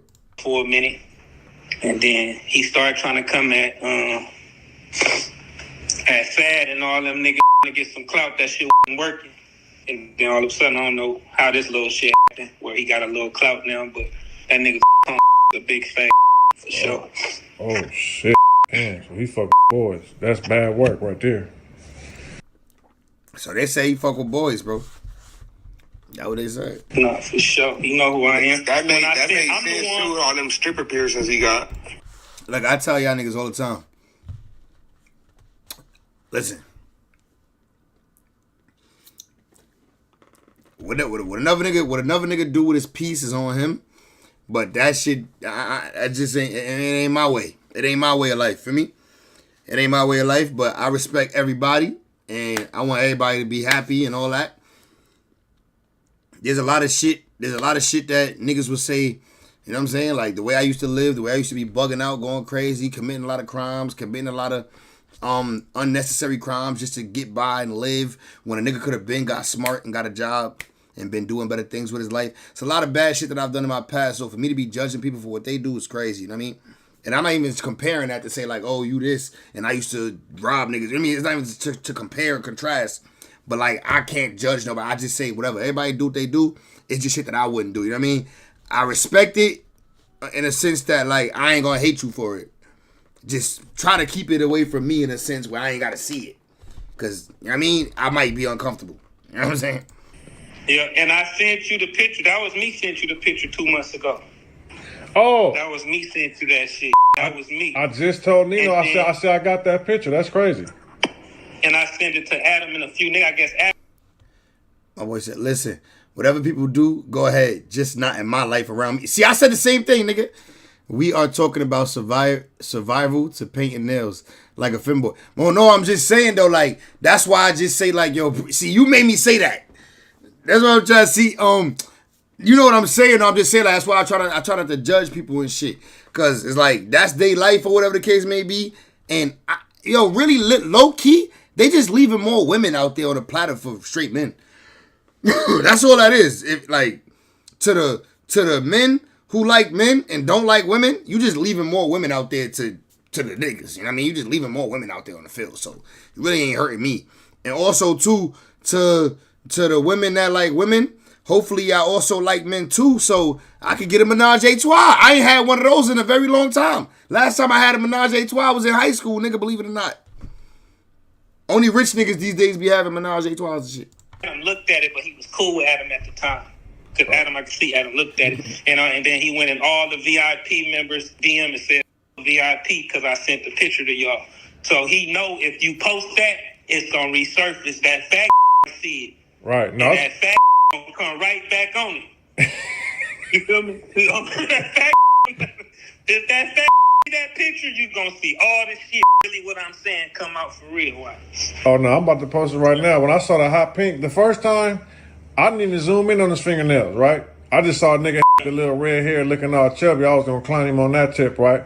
But when nigga nah, nigga, you gotta zoom in. That nigga hot pink fingernail. I said, oh. And what's in them socks? He got something in that sock. I don't know if it's but if you look at his sock, it's a ball or some shit. Yo, it is some shit in there. Yo, he ain't lying. Look, it dead ass is. It dead ass is a little ball or something in his sock. Nigga said, well, less is just as bad in my books. Less is the same. But yeah, that big. I mean, there you have it, you feel me? Dude's been exposed, you know what I'm saying? But you know, it is. As you can see, they even revealed that they've been sending Adam a lot of stuff, but Adam has refused to touch it because for the most part, he was still gang. He's rocking with him. And then he betrayed the only people who was looking out for him, and now his secrets is coming to light. And he don't have a platform to really rebuttal this, right? Like, honestly, yo, before he turned on No Jumper, he could have went on No Jumper and spun this and lied his butt off, and there will be no rebuttal because the people... Bro, they better have a video of they better have a video or something of the person, the girl, dude, whoever, like they better have a video or something, right? They dragging this poor guy through the mud. They are. Who is trying to expose him won't have access to the No Jumper platform to come back and expose all the lies he told. But now, yo, they got the biggest platform, and now they could essentially tell the truth about him, and there's nothing he can do about it. Now, when this dude said in the beginning that he had to leave California or leave Pomona because, you know, his homies weren't claiming him, that makes sense. Because when you look at his music videos or when you see him in person, like when he pulls up to No Jumper, he never pulls up with people his age. He always pulls up with like literal children, like people who are like 18, 19. Like, it's weird. I'm like, bro, like you don't have any 37-year-olds who grew up with you, who could vouch for you. You're bringing like the little homies with you. Weird people your age. Like, nobody thought this was weird. Like, this grown man only got friends who are like 20 to 25 he Haitian? years younger than him. Like, if he's 37, like, bro, like these children has to be younger than him. I didn't know he was a Zoe. I didn't know the homie was a Zoe. See, I gotta fuck with King Pill now. I didn't know he was a Zoe. I gotta fuck with him now. He's one of mine, bro. He one of mine. I hope that what they saying about him ain't true. But I ain't gonna lie, he one of mine, bro. He a Zoe, he Haitian, man. I fuck with him, bro. I fuck with him, gang. And I ain't know he was a Haiti boy. Only got friends who are like 20 to 25 years younger than him. I hope what they saying about him ain't true, gang. I really hope what they saying about him ain't true. Like, if he's 37, like, bro, like these children has to right. Children didn't say 18 to 20, right? You know, Flacco be capping them. Have to be anywhere between like 9 to like 15. And these are his goons. But that's not his goons, though. That's just a video. He just got them in a video. These are the people that he hangs out with 24/7. This is creepy. This is weird. This is like the most tell-all sign that this dude is not who he says he is. Nah, this dude look crazy, though. He is out there with kids. Strictly, they been like little boy, chill. He literally is out here with kids, though. His kids on this bench, on this couch that's outside that been rained on. He's not official. No real reputable Pyrus is claiming this dude because he had to run away. Because if you're somebody who's reputable, then you've been alive for 37 years. Your homies who you grew up with would be around you, right? But no, he claims he got put on in jail. He claims that he only began gangbanging in jail. So he began gangbanging at like 25 years old. Nobody knows this dude at all. He's one of the biggest marks, the biggest bozos you would ever meet. And to me, him allegedly, not being all the way straight just adds more to his lore, bro. This dude is one of the most weirdest individuals we've... Nah, Flacco going in right now. Flacco going crazy right now, bro. Flacco is definitely going crazy right now. He's riding for his boss. Adam must have told this nigga, man, drop all bombs on King Pill. Ever seen on the internet, man. I don't know what his next plans are, Because honestly, the more he's on the internet doing buffoonery, the more his skeletons are gonna come out. And like, I mean, we don't really know what's going on with that. We got. Let's get to this real quick. Oh, no, let's get to this one first. Wait, which one? Let's do this one first. Cops find murder video on 11-year-old's Instagram. Let's tap in and see what's going on. He's calling the P word, basically. No, I don't know, bro. I don't know. Let's see what's going on. I want to see like, is there anything popping that I missed? Because I was off. I didn't jump on for 2 days. My I don't know if I told y'all, but my motherfucking I gotta get my tooth pulled. I think I gotta go to the dentist because my tooth, the side of my mouth with like the wisdom tooth. I never got my wisdom teeth pulled, but like my gum is like overlapping my wisdom tooth, and I think that might mean, I looked on Google and it said it might mean it's time to get it pulled. So I got a physical coming up on the next Friday, and then I'm gonna go to the dentist. I'm gonna schedule my dentist appointment right after that. I'll schedule my dentist appointment for like right after that. So I might gotta get this tooth pulled. I don't know if I gotta get it pulled or I don't know. I'm gonna have to see. Yeah. I mean, it's a little bit better, but definitely still feel it. You know what I mean? You know, it's you know what I mean? Like the gum is growing over the tooth, so I think that means it might have to get pulled. You know. Let's see what we talking about on here. We got Whack 100 shuts down 4 extra comeback to no jumper. Oh, let's tap in. Shout out to Compton Rick Rock. Let's get to the content. Yo, what up? It's Compton, Rick Robert Compton. They usually pull wisdom teeth, eh? Yeah, but the last time I went to the dentist and got my cleaning, you know how when you go to the dentist to do your cleaning and shit, my teeth was fine. They didn't have to pull nothing. They said my wisdom teeth was just fine. Like, they only pull wisdom teeth when like it's giving you issues, but mine wasn't giving me no issues. But right now, like late in the last 2-3 days, it been giving me issues. Like, I ain't gonna front.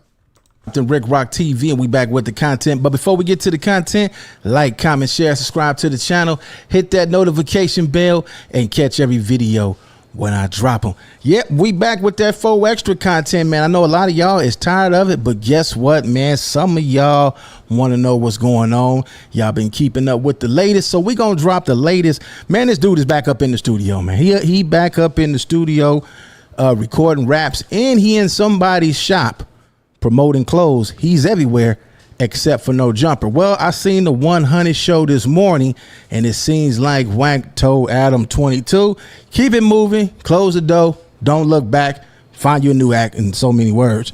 If he want to charge you 50 racks, man, it's a lot of money. But anyway, man, it has been the conversation. According to this guy, Wack, he said, man, close the door. So we gonna get to the content and see what's going on Compton Rick Rock TV. Let's go. How this no jumper thing gonna work out? I'm starting to believe, because I got a few text messages this morning from that side. I'm starting to believe it's people that may be in his ear what they could do, and he don't need no jumper and so on and so forth. That's a bad decision. Might be a bad decision, might be a good decision. They might got something else up their sleeve. They might got another deal on the table. We did see Kevin Gates in the hospital. Maybe Kevin. Nah, I ain't seen no 4 extra vids yet. No one gets 50K. 50K is crazy though. He asking for a crazy amount of money, bro. Gates went up in there and said, man, listen, man, I'm gonna put a real bag behind you. We gonna start your channel, man. I'm gonna be a silent partner. Nobody gonna know, and we gonna get some real money. I think that you'll do better by yourself. Who knows, man? They might got another plan that's bigger than no jumper. Who knows? Who knows, right? They're putting niggas down, crabs in the bucket. Niggas ain't got shit going on. Niggas What might in have the, one in the thing for bucket? you. What? Yeah, where a Crip just said that? A Crip just said crabs in the bucket? Oh, man, y'all got, Spearhead something, so it's a lane for them. y'all got to get that Wi-Fi together over there, man. That shit glitching for real. Y'all got to get your Wi-Fi situated to get that together, man. Right? Because anybody that's saying no jumper is not helping to build a 4 extras is crazy. See, the minute you just put it on 4 extras back, now it's all him. Like, it's all Adam. You know, 4 extras is good at what he's good at, right? I think it's a little too soon to take on that type of mentality. But hey, to each his own. You know, I told somebody this today. Yeah. He do got 4 Extra under contract, but I don't know what that means. Like, I don't really know exactly what their contract is, but yeah, he got him under some type of contract. Said, bro, I don't know if I'm tripping. I've yet to see 2 or 3 straight months of 4 Extra because he usually go back to jail. Right. You know, it ain't like, you know, Wack saying, what? I was already who I was before I came over here. I came over. Bro, No Jumper is the reason we know about 4 Extra. Facts. No Jumper interviewed the 4 Extra nigga, then everybody started interviewing him. We got to give Adam his credit on certain shit. We're to help this. I done did 101 episodes over here, so now I'm about to, right? I don't know, bro. I don't see the $50,000 thing unless somebody like Glad wants to do a 20-30 minute segment like of what led up to it. What y'all think, chat? When I ask y'all again, do y'all think that he could get $50,000 for Nah, not with the way the internet worked today, bro. The way the internet worked today, bro, nigga pay $50,000 for that shit, it'll be clipped. As soon as you drop that shit, it'll be clipped. Even if niggas ain't posting the video, niggas that had an audio with a picture of the nigga, you know what I mean? Regardless, it's gonna get, niggas gonna have that shit posted everywhere, bro. I'm telling you right now, like, Adam was right when he said that shit. Like, why would I do that when niggas is gonna clip that shit and run off with it? You're not getting 50K, bro. Nigga might give you 20K though. Nigga might give him 20K for his exclusive interview. That's a lot of money for an interview for somebody who only have a what you call that when you go to job sites and they want to see your resume. For only being on No Jumper, it's not like he been on other shows. It's not like nothing did 1 million views with actually him, or over 1 million views on one video with him on that. So do y'all think that he's worth $50,000?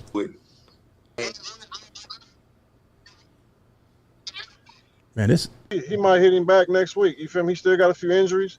He probably want to be with the family and put up. I seen that. Man, this Wi-Fi is horrible. Feedback, I talk to him, whatever I talk to him, right? But I think Adam seemed to think that they had a more tighter relationship, you know, to where he's calling and texting, and everybody else is hearing from him but himself. But like I told Adam, I said, bro, you podding and I'm watching the building. Bro, not only has King Peel and Munchie B been on the platform clowning him, but I ain't gonna lie, having Gates on his side helps. It's a real one. He got a lot of connections. Why this nigga Wack look like somebody grandpa right now though, with these glasses on? Old lady glasses. Gumby from Hoover has been in the building. The ghosts of the Hoovers have been in that building. T-Rail been up in that building. Hoover's been up in there way before Gumby been up in there, man. And this is where the LA thing gets. This is where we get caught up in the gang stuff, man. Once we get that out of, stop bringing that with the business, man. Everything go run smooth. See, it's stuff like this that could, keep you at it's a rough over that, man. It don't go no higher than the ceiling, man. Because 9 times out of 10, we put that over the business. Get that out the way. Leave that to the side. Leave that in your neighborhood when you come to work, when you do your business. That got to be a business, man. You got to be multi-talented so you could go past the ceiling, man. So, 4X is looking at he Nigga said I beat Wack up 600, probably not. Nigga, nah, you probably beat 600 up. That nigga can't box. I see that nigga box. Nigga got whooped, bro. He can't fight. He just big for nothing. I ain't see no hands on that man. He looking at it like, hold on, what's going on? Because his mind is always gonna factor in how he's thinking. Well, maybe he need to be off the show then. You're right. If that's the case, he need to be off the show. And you got all ops in his eyes keep coming up there. Ain't no neighborhoods, ain't no main streets, ain't no rollings going up there. You got all Bloods, Hoovers, all type of, out of town people coming up there. But it's Adam's 22 show. It could go how he wants. Went up there, but I think with that situation is like, they clowning him. You know, now No Jumper ain't built on the back of 4 extras. No Jumper uplifted 4 extras. I can't. You know, we just got to call a spade a spade. You know what I'm saying? No Jumper was built off that underground, when he had the underground hip hop, when all the rappers and stuff used to come up there. That was when No Jumper was cracking. I ain't gonna lie. I'm tired of hearing about No Jumper. We've been kind of deep in No Jumper for a couple little at least, how long you been on? Hour and a half. Yeah, we've been talking about No Jumper for a minute. We're gonna switch up, gang, real quick. We talking about cop finds murder video on 11-year-old Instagram. Just bumping, bruh. Like, you like bumping? Yeah, just bumping. Somebody hit him. Hey, brother, you doing okay? No, he ain't okay. In the early morning hours of May 29th, 2024, a cyclist is murdered in a brutal hit and run. With no leads, the case goes cold until a shocking video of the incident surfaces on Instagram, posted by an 11-year-old child. What it reveals leaves investigators in shock, forcing them to confront some of the youngest violent offenders ever encountered. Look where I hit her. Her whole face went boom. The following is based on official police records, and most of the footage has never been seen before. Please note that all persons charged with a crime are presumed innocent unless and until proven guilty in a court of law. It's around 4:40 a.m. when Albuquerque, New Mexico dispatchers receive a 911 call from a woman on her way to work. 911 emergency. Hi, I'm headed to work and someone got hit on a bicycle. It's a lady. She's on the side of the road. Did a vehicle hit her? I'm not too sure. I just kind of was coming southbound. I was going to work and I saw the bike. It's in the middle of the road and she's on the side of the road. Is she moving at all? No, I don't know. She's kind of facing the other way. I don't know if she's okay. She looks like she would be okay because she's kind of like curled up a little bit. I just really don't want to like get out and look at her though, you know? Yeah, no, I understand. Does the bike look like it got damaged? Yeah, the bike is mangled. Like it's pretty twisted up. Though the caller first described the victim as female, police arrived to find an older male lying in the street, and it's clear his injuries are severe. You guys see what happened? No, I passed you here first. She just came. Hey, brother, you doing okay? No, he ain't okay. He ain't okay. They got cameras right there. So he's bleeding pretty good out of his head. Damn, I'm gonna go try and block up that side of the street. Yeah. Yeah, I passed through there about 10 minutes ago, and then she came, and then he came. Okay, so you didn't see what happened though, man? You just kind of saw him? I was the bike in the road. Oh, look. We got that right there. Okay. So, whoever did this, and that's how I knew somebody was here, because I was like, yeah, the bike kind of landed with. Yeah, and then I hope he make it, man. Yeah. So none of you guys actually saw what happened? You just drove up on him? Subject's unconscious. He's breathing but not responding. Thank God he had this helmet on. He's breathing, but he doesn't respond really well. An employee badge found in the male's belongings identifies him as 63-year-old Scott Habermel, who is urgently rushed to the hospital for life-saving treatments. Meanwhile, officers began surveying the scene in an attempt to piece together what may have happened. I think it might have happened over here because I saw the shoes behind that guy that stopped. His shoes up over there. Jesus, man, he must have gotten nailed. God damn, I know. I mean, these bikes aren't made to take impacts before. Yeah, but I mean, like, just throwing his shoes that far? Yeah, like this one's back over here. Yo, I ain't gonna lie. This is why I don't fuck with no drunk drivers. And bro, believe it or not, bro, I try my best these days not to drink and drive. I'm not gonna sit here and act like I didn't used to. There used to be times me and the homies used to leave from the strip club and race home. Like, I ain't gonna lie. There used to be times me and the homies would leave the strip club and race home. Like, we wilding, speeding. Like, obviously we've been drinking and we coming from the strip club and we got hoes with us. He got some hoes with him. I got some hoes with me. And we wilding, ripping through the streets. This was when I was young, like 19, 17. You know what I mean? 17, 19, when you first get your license and shit, when you first get a car. Like I said, bro, strip club days, getting a little bit of money in the streets. having fun, being dumb, go to the strip club, take a bitch home with you, we racing her, let's see who get home first. You make a bet, basically you make like a little $100 bet, $100 bet when you in the parking lot. Hey, I bet you I get to the block before you, nigga. And then I race her home from the strip club drunk. Dumb shit that I regret. I never hit nobody. Good thing. Never hit nobody, no shit like that. Let me not say never, because you never want to say never. Feel like saying never is bad. It's like an evil word. But I haven't. And yeah, I'm an adult now though. I don't play that drinking and driving shit. Excuse me. If I plan on drinking, I'm gonna just take an Uber. You know what I mean? Or drive with somebody. You know what I mean? When I was younger, if cops pulled us over, they would follow us home or even drive. No, not now. You're gonna DUI immediately. Because you could literally kill a nigga being drunk trying to drive home. You know what I mean? Not that you would, because most people are on point, but you be drunker than you think sometimes. And you never know. Nowhere. I mean, there's like this tread mark, but that doesn't look new. It's like this one kind of. So it almost looked like he could have gotten like T-boned it, clipped the back and just threw him, because that's just a weird. Just the way it happened is looks really weird. Where that back tire broke, I bet he got rear-ended. Oh, crap, man. I mean, it broke like the entire rim. Well, I think it's just plastic, though. Oh, no, it's metal. It's straight up metal. These bikes are made to be so light. Yeah. Like such light. Oh, yeah, it's just straight up metal. They're like racing yeah, the bikes. competitions.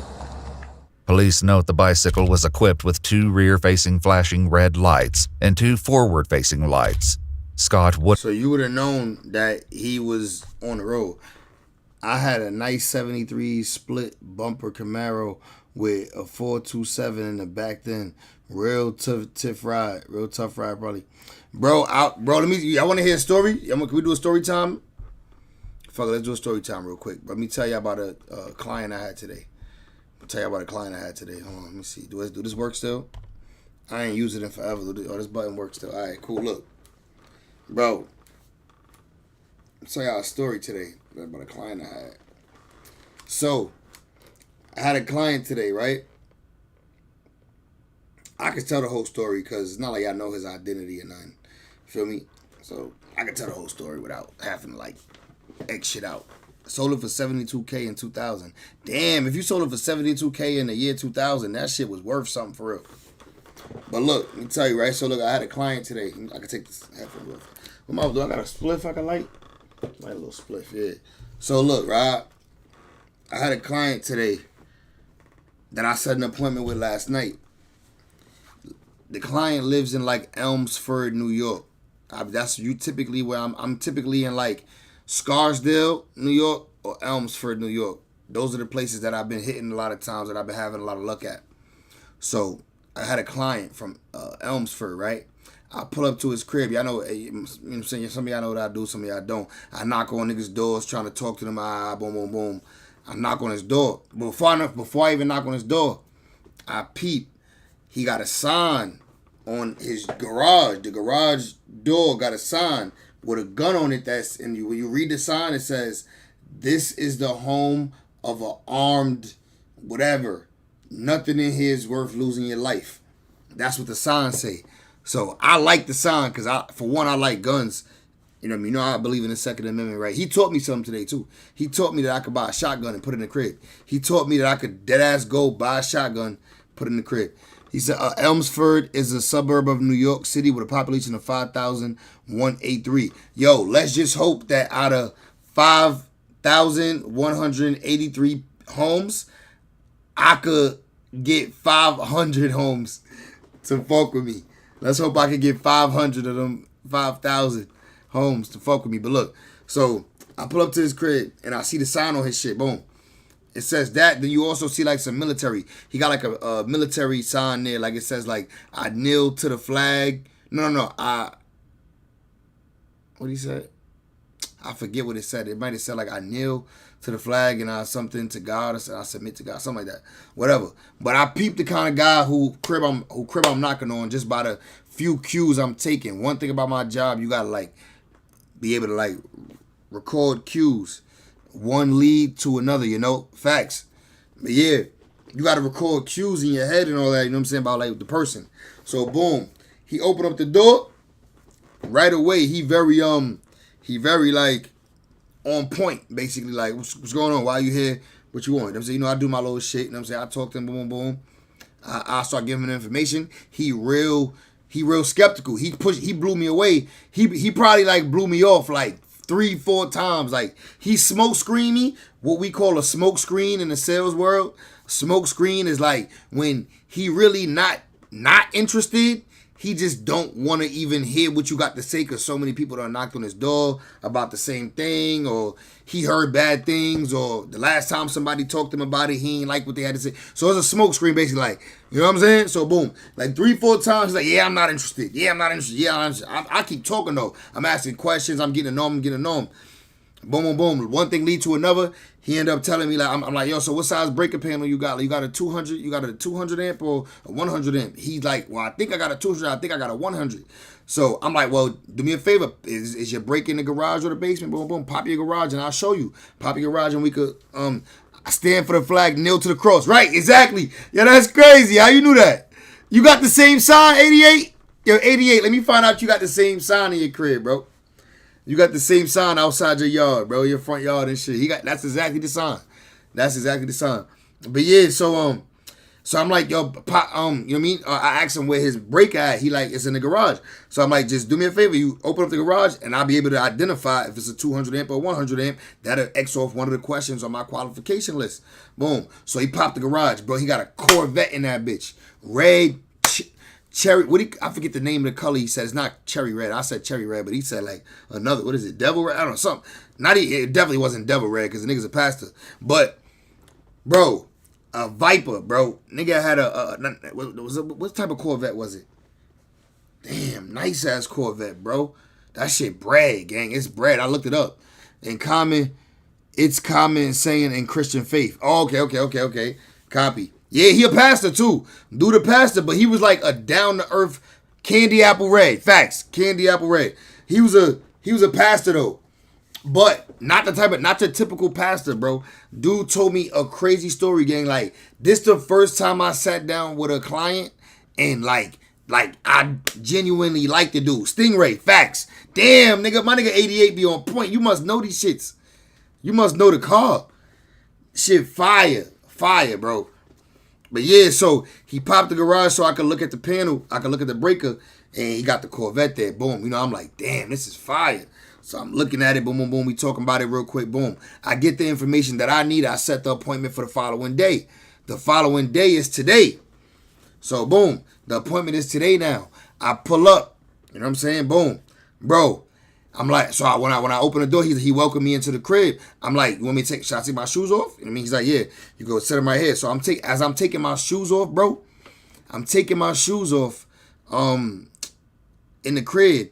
Bro, the nigga got a 1911 style pistol sitting right there at the front entrance on a like his little, what you call it, like a, damn, not a coffee table, but like a book table, I guess you could call it, like a book table.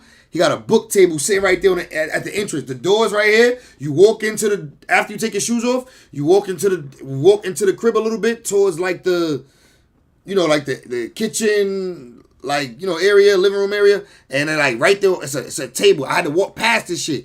I noticed it though, but I try not to pay too much attention to it. Cause you know, I'm there for one thing. I'm there for business. You feel what I'm saying? Bro, I'm walking past his little table, bro. It's a 1911 style, nice ass handgun, bro. Fire, bro.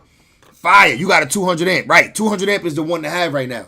200 amp at this point, 2025. Everybody should have the 200 amp, or you're not eligible to put energy back to the grid. But that's a whole other thing. But look, so bro, the nigga got a nice ass 1911 style joint sitting there, locked and loaded. You know, I know how a 1911 look when it's loaded. Feel me? White guy, probably like 50, maybe 50 or 60. But young in the faith, young in like his demeanor though. But yeah, bro. Boom. So we walk in, boom, go to the table. I'm saying, we sitting down, boom, setting up everything. You know what I mean? Getting the little iPad ready, boom, boom, do the presentation. Start chopping it up with him, boom, his wife is there. We start talking. Bro, I noticed he got a shotgun. behind this is New York, my nigga. I won't say New York City because it's Elmsford. That's like a little more in Westchester. Bro, got the shotgun locked and loaded behind his little lamp joint. So you know me, I love guns. You know what I'm saying? And plus, the homie I'm with, he love guns too. So you know, niggas start talking like damn, I noticed your sign out front. I see the weapons here. Like, damn, are you police? Like you law enforcement? And he like, nah, I'm ex-military, but I know my rights, pretty much. Like, boom. He started telling us a bunch of stuff, schooling us, telling us, like, man, it don't matter where you live. It don't matter if you live in the Bronx, Brooklyn, Manhattan. Legally, as long as you got a clean background, you can own a shotgun and have it in your house. You can literally go to the store right now and buy a shotgun, as long as you pass a background check. He like, it might take a week, might take 2 weeks, but you could definitely have a shotgun in your crib. Like, now pistols, you got to take a license to have a pistol in the house, but you could definitely have a shotgun. He put me on game. You know what I'm saying? Put me on. But anyway, bro, long story short, bro, dude was wild, cool, bro. I done sat down for like 6. I done had like 6 welcome calls at this point. I'm doing pretty good. It's 3 weeks in. We 3 weeks in. I done had like 6 welcome calls. So that means they didn't just go to the first stage of a sale, but the second stage, which is like leading to, you know what I mean? So boom, this is my 6th one. Bro, the nigga was mad cool, bro. Cool ass dude, bro. Schooled me, taught me some shit. Taught me how I could trade, not trade, but like get my New York carry permit, because I got my PA carry permit.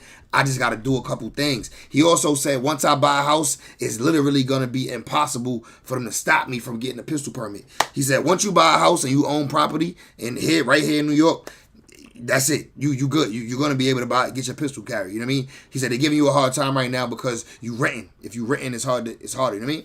But bro, he said that's interesting about the shotgun. That's solid. He's right. Yeah, I didn't know that. He put me on, bro. He taught me. Nigga was teaching, bro. We was chopping it up for like 20 minutes before we actually got down to like business. And then of course, I was honest about everything that I spoke to him about yesterday on the door. So today when we sat down and I'm showing him this shit and, you know what I mean, presentation, writing, all that, he like, damn, I rock with it. I agree, because you know what I mean, everything you said yesterday is exactly what you showing me here today. I'm like, I would never lie to you. Like, I ain't here to lie, for me. Yes, it is a general legal to own a shotgun in New York State, but there are specific regulations and restrictions to be aware of. A permit is not required. Yeah, right. That's the thing. Like a permit not required for that. Age, you generally need to be 21 years of age on a shotgun.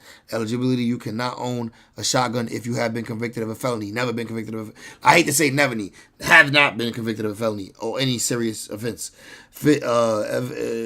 Or if you have been demeaned, mental, and definitely not mentally incompetent. But yeah, so I could go get one tomorrow, basically. Like, well, I could go buy it tomorrow, but I probably won't be able to pick it up from like 2 weeks. But still, I should do that, right? I should do that. I'm gonna unbox it. I'm legally doing some shit, nigga. I'm gonna unbox it. New York, unboxing a shotgun in New York, nigga. That'd be a good video. Right? Just where you bring it, etc. But home all day is okay. Facts. Yeah, I might have to do a video on that, bro. I might have to do a video unboxing a shotgun at the crib. Right here. Have been visible despite any video y'all ever seen me make with a gun was not filmed here. Any video you ever see me make with pistols is not filmed here. It's facts. It being dark outside. Minimum barrel length, a shotgun barrel must be at least 18 inches long. That's easy, because shotguns, you want to have that range on it. You want to have that, you know what I mean? Even though moving around an apartment with a shotgun is kind of crazy. Like, moving around an apartment with a shotgun is kind of crazy. Let me go back to, oh yeah, but anyway, everything went well though, bro. Everything went well, you know what I'm saying, with the sale though, but he was dumb cool though. The dude was wild cool, bro. Told us some crazy stories, learned a lot. It's dope, bro. You could deadass like meet mad different people every day, and some of them be in high places, some of them be in different places that they in a predicament where they could teach you some shit. You know what I'm saying? It's crazy.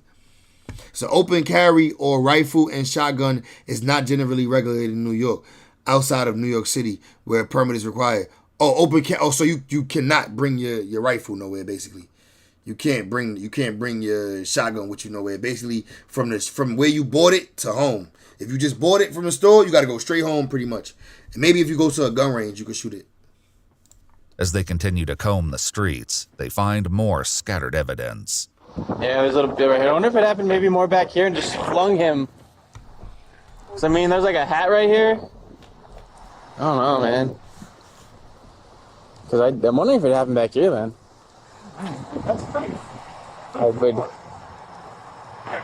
Depends on how fast he was going in the car. It could just been like, the kinetic energy just taking both of them. So there's other chunks of the helmet kind of by Andrew's car. Damn, there's chunks of the helmet. That's not good.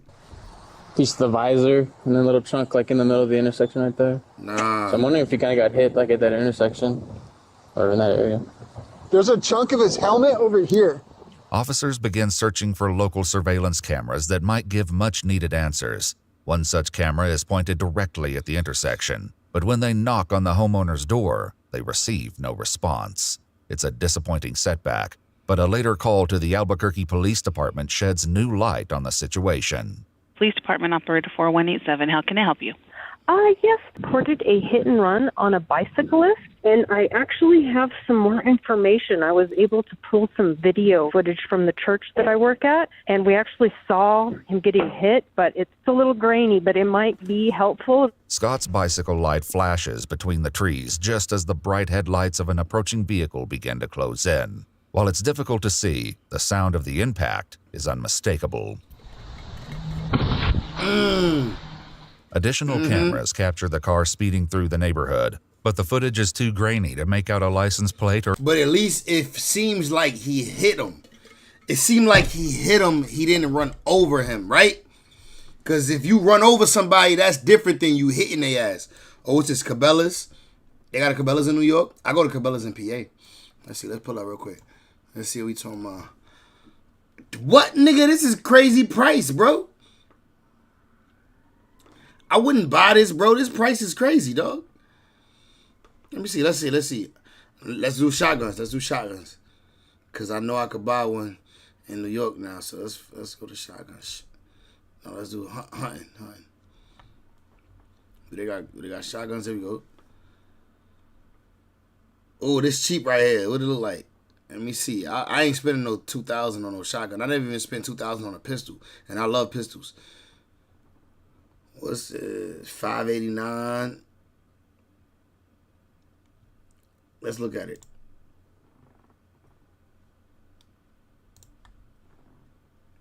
Nah, I already know what pistol I want. I want the Shockwave. Hold on. I already know what pistol I want. Hold on. Let me see. Let me just go to guns. How do we just get to guns? Let me see. Guns. Shotguns.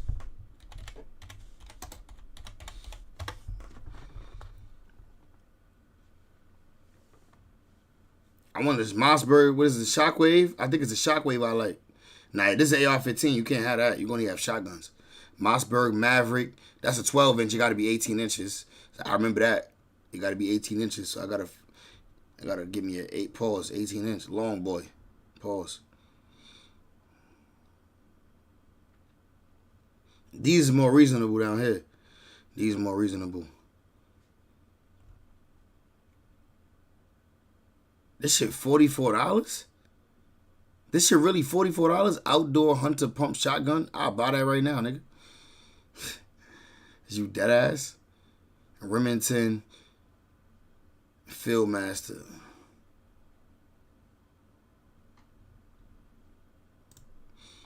What a Mossberg Shockwave. I want the Mossberg Shockwave.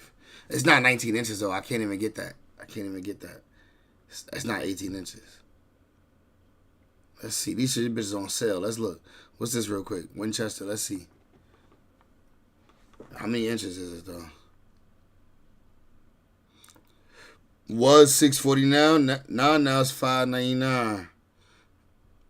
Let's see. How many inches is it? 18-inch barrel. We could definitely go with this boy right here. 18-inch barrel with brass bread and True Glow fiber optic sights. I like that. I'm trying to see at night. Yeah. Oh, but it only chambers 3 though. Oh no. Oh, it got a magazine. I don't know if your shotgun can have magazines here. Yo, somebody find out for me if you're also full screen.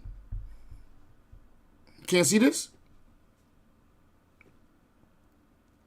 You're Los. What's the word, Los? My boy said good morning. That's how I know you in a different state. Shout out to you though. Yo, but bro, can the shotgun have a magazine in New York? I'm still full screen. I'm dumb as shit. I'm still full screen. My bad, gang. There we go. We back. Real quick. My fault. Can we have magazines in New York though, bro? Can the shotgun be? It got to be pipe fed, cause you know it be rules like that. It be rules to that shit. Like it must be pipe fed, no magazine or some shit when it's a shotgun. They got some other shit. If I'm gonna spend $5.99, I might as well get some fire shit, right? What's this? $5.39. Well, this look fire. $5.99. What's this? Yeah, semi-automatic shotguns can't be owned in New York, but there are they can be owned in New York, but there are restrictions. A semi-automatic shotgun is not considered an assault weapon under the SAFE Act if it has a fixed magazine that holds 5 or fewer rounds, or a detachable magazine that also holds 5 or fewer rounds. So if it holds 5 or less, then it's good. 5 or less is legal. I know when I go to the gun store, they should tell me all this shit when I'm at the gun store. But yeah, this shit got a magazine though, and it hold 5. This fire right here. This look fire. Like, I'll buy this. This look fire. It's Winchester, that's a good brand. Winchester, and it's for the Marines. Marine Defender Pump Action Shotgun. I like that. I'm gonna be having nigga protection that the Marines got. Matte black composite stock, 18-inch matte barrel with brass bead front sight, removable true glow fiber optic sight, matte hard chrome plated components for extra corrosion and weather protection. Neither snow nor rain, heat nor gloom. The Super X Pump Marine Defender is built to resist the roughest weather, making it the ideal choice to give you an edge against any odds. I need the edge against any odds, y'all. Anybody trying to run in my crib, I need the edge against them.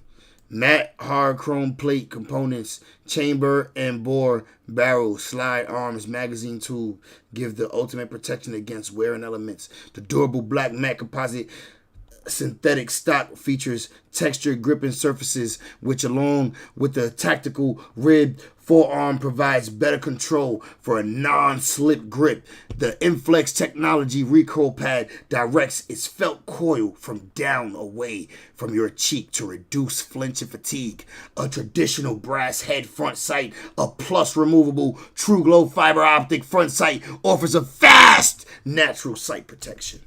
The rotary bolt with our 4 massive lugs provide strength and solid lock. The dropout trigger, it's got a dropout trigger. Groups allow for easy cleaning. An alloy receiver is drilled and taped, ready for scopes not included. Features are interior assisted action and included Invector Plus flush choke tube system with cylinder choke installed. Sounds like some shit I need to buy, right? What you think? Scroll down. You could get the American Painter one. Where's that?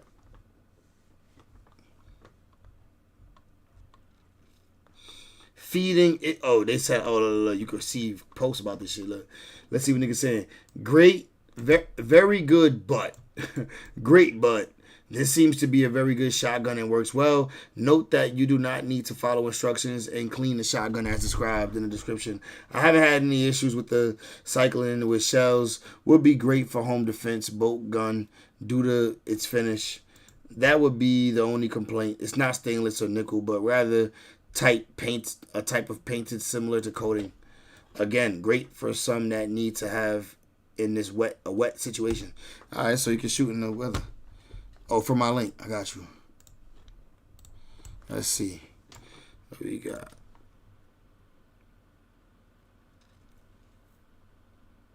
Verify your age. Yes. This is a shotgun? Cactus Doll Boss 25 semi-autumn. This is a... Wait. This is a 20... I don't want a 25, nigga. Oh, it's a 12 gauge. It's 12 gauge. Okay, it's a 12. My bad. I got mad just now. I'm about to say, I want a goddamn 25. I ain't shoot a 25 since I was like fucking 16. Nigga, I ain't shot a 25 caliber since I was like 16, nigga, 15. I told you I used to have a 25. I robbed. Man, let me not tell this story. I don't need to keep telling this story. This nigga gonna get mad. He ever see this story online? I'm like, why the fuck this nigga still telling this story? Nigga, we 30 now. This nigga telling a story from when we was 14 and shit. Yo, I know niggas be mad sometimes when I be telling some stories that include them. And even though I don't say their name and shit, like the story don't make them look good, I know they be mad. Let me tell y'all a story real quick. I'm gonna tell a story real quick. I'm not even gonna tell the story. I'm just gonna talk about it real quick. Nigga, me and my mans was I had a BB gun, right? That's why I lived in Albany. Right? I had a BB gun, a pellet gun. It was actually a pellet gun. I had a pellet gun, bro. And my homie had a little 25, an actual pistol, 25 caliber. This when I was living upstate for a year, Albany. And the nigga had a 25 caliber, bro. So my pellet gun used to shoot. So we used to shoot windows out. We used to rob niggas. We would rob niggas. They'll think it's a real gun. Facts. But so one night we on our way home, bro. He got my pellet gun and I got his 25. Watch the TOS of the screen, sir. I think we should be alright though, cause it's not like in nobody's hand. So I think we should be okay. Cause not nobody hand or nothing. They don't like when it's pointed at niggas and shit. But So one night we on our way, we going home for the night. You know what I'm saying? We done for the night. We going home. He got my pellet gun and I got his Deuce 5. His Deuce 5 didn't have no clip though. It didn't have no magazine. But we used to throw one in the head. That's how we used to shoot it. We'll throw one in the head. We had a box of bullets and shit. So we'll throw it in the head. That's how we shoot it. At the time right now, I got one in the head right now. I got one in the head while at the moment that I'm talking about. So it's the end of the night. And we about to dip on each other. And he trying to get his 2.5 back. He trying to get his little 2.5 back for me. He got my pellet gun, right? So he got my pellet gun that shoots multiple bullets. You know what I'm saying? It'll keep busting if you want to do that. Meanwhile, the 2.5 got one bullet in it. You know what I'm saying? It's one bullet in that shit. You only get one shot. You got to reload that bitch because it got no magazine. You know what I'm saying? So he want his blick back at the end of the night. I basically tell nigga, like, you're not getting his back. Like, it's a dub. Nigga, like, nigga, I'll see you tomorrow, nigga. And we keep doing the same thing, but you're not getting his back. Nigga, take my pellet gun home, nigga. I'm taking this type shit. You know what I'm saying? Like, you know what I mean? That's what I did to the nigga. Boom. So that he got mad, bro. He was tight. Like, he was mad. Like, so days later, after this shit, he still got my pellet gun. Yeah, the 25 is weak, but bro, when you 14, 15, nigga, that shit, everything you need. You know what I'm saying? And we was robbing niggas with it. We wasn't even shooting niggas with it at that time. Like, not right then and there. We was just robbing niggas with it. I mean, we was fake. In GTA, we was robbing in a game. GTA, the game on a server, we was robbing niggas on the game. You know what I'm saying? Yeah, because we ain't had no magazine, bro. We ain't had no clip. We had to keep putting one in the head. We ain't had no clip, bro. We had to keep putting one in the head, gang. But yeah, so he mad. Days later, he still got my pellet gun though, cause I basically traded the nigga, but he mad cause he wanted his gun back. You know what I'm saying? But I traded him pretty much by force. I traded him. So the nigga is telling niggas like, yo, this nigga robbed me, blah, blah, blah, blah. Like, first of all, we've been robbing shit together. Me and you been catching jokes. We've been catching, nigga, everything we could find, we've been robbing niggas. But now you want to run around telling niggas I robbed you for the gun. You know what I'm saying? Boom, boom. So I run down on the nigga with the 25, with one in the chamber. Meanwhile, he got the pellet gun though. The nigga fake tried to like flinch like he was gonna pull the pellet gun out on me, cause it do shoot. The pellet gun do shoot. It shoot back to back to back. Blah blah blah blah blah. It'll shoot. You know what I mean? But you know me, nigga. First of all, it's my pellet gun, nigga. I'm about to take this shit back from you. Little do you know. You know what I'm saying? I'm about to take this shit right back from you, nigga. You know what I'm saying? But I run down on the nigga. He fake try to like go for the pellet gun like he really about to like pull a pellet gun on me. Nigga. I grabbed this shit from the nigga. You know what I'm saying? You know, I ain't gonna say what I did, but I pulled out on the nigga. Stop playing with me, nigga. Boom. Took the pellet gun from the nigga. So now he left with no pellet gun, no Deuce 5, no nothing, nigga. Now you out here naked. You can't rob niggas. You can't do nothing, nigga. You just a bitch. Like, nigga. But anyway, what we was talking about? Back to what we was talking about. All right, so this is a shotgun. Boom. Kitadel Boss 25 semi-auto shotgun. It's $319 to $349. That ain't bad. I like this look though. This look right here look fire. It look like an AR-15 though. I ain't gonna lie. $379 for the American flag joint. Legacy Sports International. This shit alright. I don't really want no American flag on my gun though. A matter of fact, but if you got American flag on your gun, God forbid you gotta smoke a nigga. God forbid you ever have to smoke a nigga. When you go to court and they pull this American flag gun out, let's say the nigga ran to your crib. They're gonna be like, yo, bro, he was literally defending his Second Amendment right. And you know he's an American patriot because look at the weapon. Look at the weapon. The Trump model. That's what it is. Yeah, right, the Trump model. That shit alright, though. That shit alright. I'm kind of scared to get the joint with the magazine, though. I just feel like it's problems. I just feel like the joint with the magazine is problems. Like, cause you know you could put 5 in a pump action. You could put 5 in a pump action type joint. Like, this barrel could probably fit 5 slugs. And if you get the short slugs, they make the shorties, the shorty slugs. You could fit more of them joints in there. Damn, this Rock Island shit only $289, bro.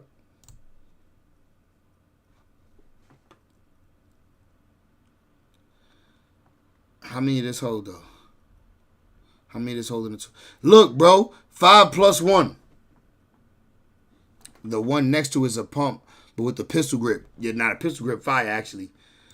Pistol grip actually fire. Let's go back there.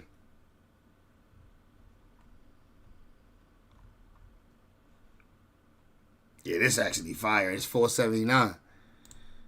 That shit fire. Let's see how much this hold. 5 plus 1. Yup, it's good money. 18-inch, 5 plus 1. This is good money. This is legal in New York. And it got the cheek joint, and it got the place for you to rest your joint just in case the kickback is OD. It don't hurt your cheek. It's fire. This fire. This is fire. And I like this. I like this. This hard. Bass Pro. Oh, this is Connecticut. They got a gun store up in Westchester, though. I ain't even got to go this far. They got a gun store up in Westchester. And they got the little... this is a gun and a case. It come with a case, too. That's fire. Pistol grip, joint, Winchester, Shadow Defense. It's on sale, $419. How much is this one right here? $479. $500, basically $500 for this fire, bro. 5 plus... Wait, is 5 plus 1 okay, though? Remember, they said magazine, 5 or less. But since this is a pump, is 5 plus 1 okay?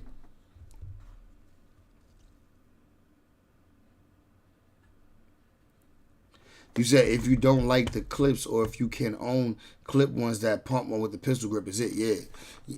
So you could have a shotgun that holds more than 5 if it's a tube fed, if it's a pump. That's why they are all 5 plus 1. So, okay. So as long as the magazine only holds 5, you good. As long as the magazine holds 5, but you could put one in the chamber, clearly, obviously, just like a regular gun. All right, that's fire. Nah, that's fire. I ain't gonna lie. This shit kind of hard. I might need to get... Let's read the description on it. The Winchester SXP Extreme Defender FDE Tactical Pump is an action shotgun feature, reliable rotary bolt, and Turnier assisted action for rapid follow-up shots, superior tactical performance. 4 massive slugs on the bolt provide incredible strength with a solid lockup. Dual steer slide bar eliminate twisting and binding when cycling in the action. The Extreme Defender's non-glare FDE finish won't give your position away at night, while the heat shield protects your hands from the burns during confusion of a home defense scenario, right? The door breacher choke allows you to go on offense and blast through doors locks with the blade front side ghost ring air sight off rapid targeting acquisition. You could depend on a top mounted 1913 Picatinny rail and 2 side mounted rails offer ample space for flashlights, optics, and other rail-mounted accessories. The SXP shotgun boasts an Inflex technology recoil pad to mitigate recoil, which I like, while 2 interchangeable comp pieces and a 25-inch spacer offer a custom fit for improved versatility and handling for an untearable home defense. What is it? Ultra relatable home defense. My bad, y'all. Read that wrong. For an ultra relatable home defense and tac op shotgun. Winchester SXP Extreme Defender FDE pump action shotgun is easy choice for the seasoned shooter. I'm not a seasoned shotgun shooter, but I'm a seasoned pistol shooter. SXP rotary bolt and turning assisted dual. I fuck with this. I might buy this. How you say matter of fact, fuck it, I'm gonna buy it on stream. I'm not gonna buy it today, but I'll buy it on stream. Matter of fact, no, I'm gonna go to the store and buy it. I'm not gonna buy it online like a bitch. I'm gonna go to the store and do a vlog. And buy it. That's even better. That'd be even better. Do a vlog. Go there in person. You know what I'm saying? And maybe even shoot that shit. You heard? That'd be fire. Oh, what's this? What's this right here? Oh, this Hickok 45. Oh, this is my granddad right here, yo. Hickok 45 by granddad, low key. It's my white granddad. He don't even know he my granddad, but he my granddad. For some 12 gauge. It's the homie. I watch a lot. I be watching a lot of gun videos, so I typically end up seeing him shoot the gun that I'm thinking about buying or the gun that I want. Fun with a Winchester SXP Extreme Defender. Let's get extreme. You want to? That was pretty extreme. How about a little extreme pot smoking? An extreme target destruction. Boom. Do I have another one? Yo, he be hitting the gong all the way back there, nigga. My nigga Hickok 45 will probably watch. Let's see. He probably gonna hit the gong. The gong is all the way back here somewhere, but he gonna hit. It's right there. The gong is right there. How many fucking yards is that, bro? How many yards is that from him to this little where my marker is? How many yards is that, bro? He gonna hit the gong. Watch. I guarantee he gonna end up hitting the gong. Yeah, I do. Yeah, he be popping holds sodas, 5, all that I think, in the tube. We'll double check. 5 in the I'll tube. call up my relatives from Kentucky and let them count as I load it. Give them a test. Give them a quiz today. Yeah, I thought Joe might be interested in seeing this. I know Bud's had one. Kind of different. I mean, it's a Winchester, whatever, 1200, 1300, that whole series of Winchester firearms, the SXP. And it's got a door breacher on it. It's got some... So the door breacher is the... What's the door breacher? I ain't gonna lie. I'm not... that's the tip? Is the door breacher the what's on the tip of it? That's not a can, so it might be a door breacher. And it's got a door breacher on it. It's got some other things here. Now I put that on, and I'll talk about that. It's got, well, talk right now. I like that. It has a spacer there, so you can lengthen your length of pull, extend your length of pull by putting that in. I'll show you over on the table. And it also has an extra comb. You can, raise the comb, lower it, have a higher, lower comb to fit you better. And so there's some pieces that come with it. I did not change them because I don't know who will end up with it. And I can just slip this on, give me a little added length. And for now, because someone who is... But why is it called a door breacher? Like, let's watch a video on how you use a door breacher after this, because I'm curious now. 5'3" might end up with this firearm or something, and just have to take that off perhaps. Okay. So if it were mine, I would get it where it would fit me a little bit better. So for now, let's stick this back on there, give me a little more length. Okay, and yeah. But the most important piece of it, before you can go too far, is the door breacher. I've got a neighbor. It's just great. Every time I go over there, he never answers the door. Have to knock, and hard time getting his attention. So now, while I have this for a week or two, I'm just gonna take his door down. Really, I got a door breacher. I've never had one on a shotgun. I'm just going to stick that into the door, the hinges, or whatever you're supposed to do, and blast his door off. You gotta figure out how to use that. No, yeah, the SXP, a little different, in color and configuration. It's kind of the tactical. I mean, no, it's the tactical version of this. You got your Picatinny rail, and you could put your red dot on there or whatever 50 power scope. Pretty easily take it off. I wouldn't need no scope for that shit. Just digs into the door by the lock. Oh, okay. So that way you get a better shot. That way you guarantee you hit exactly what you're trying to hit. I get it. And the pistol grip, most important thing. But I don't want to make too much fun of it. This feels really good to a lot of people, especially if you love the feel of an AR. Of course, I do too. But my problem with it, I don't really like pistol grips on shotguns necessarily. I can live with it, but I don't love them. I've got the M4 Benelli. It's got a pistol grip, but I generally on a pump or I'm just not crazy about it. But it works. And as I've said before, to clarify that, a pistol grip feels really good when you're shooting. I want to see him shoot them. I want to see how far out he could hit with this shit. Sometimes. So, anyway. But some people love them. Yeah, this is my dog right here, bro. Hickok, me and Hickok go way back, bro. My early days on YouTube, looking up gun videos, looking up guns and shit. Hickok been on YouTube for mad long, bro. Hickok been on YouTube. Yo, let's see. We're not even gonna check. I can tell you right now, he been on here for at least 15 years. Let's see. This is main channel, 8.1 million subscribers. How long he been on here? Let's see. 17 years, bro. 17 years, bro. 17 years Hickok 45 been on YouTube, bro. He's that nigga. He's an OG for real. Hickok 45. He's Some an of OG. us grew up with. It's it's made in Turkey? know that. Okay, it is Winchester, but it's not Winchester that some of us made by grew up with. It's made in Turkey, and a lot of good shotguns are made in Turkey, and doesn't mean it's a Turkey just because it's made in Turkey.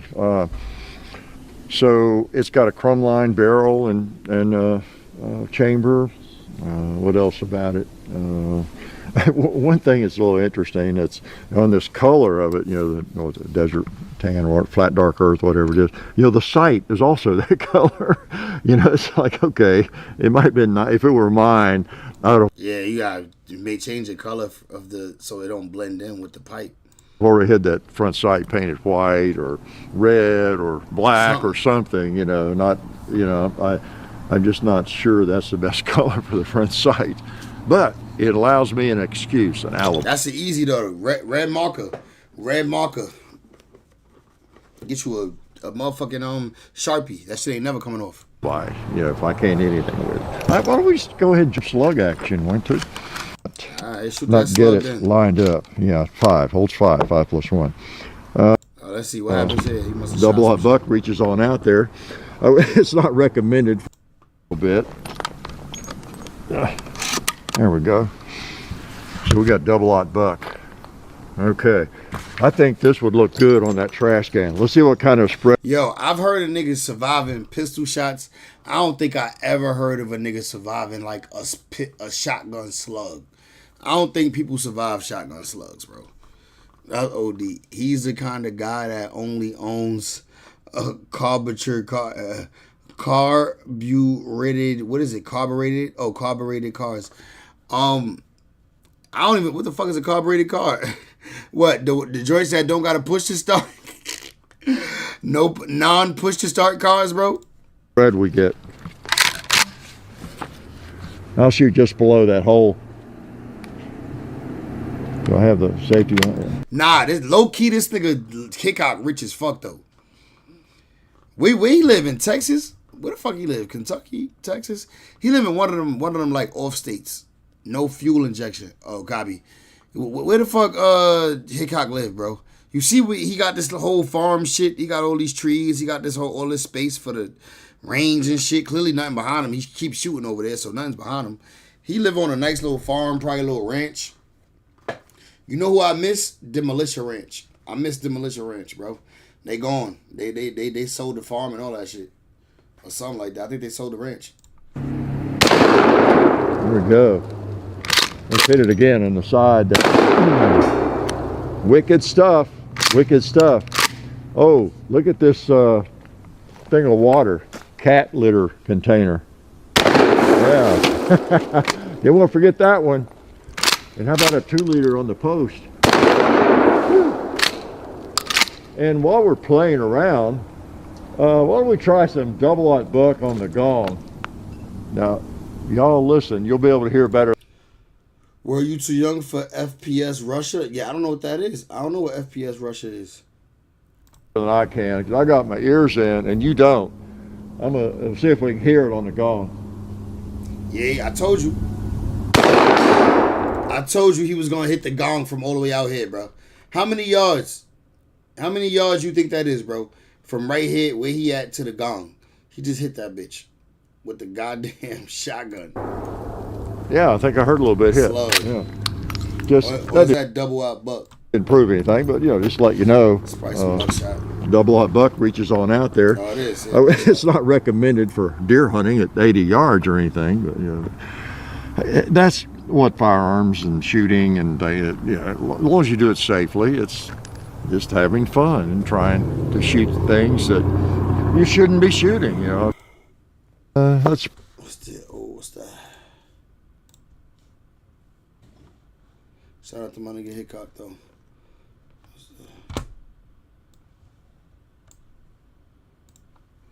All videos and phrases are copyrighted.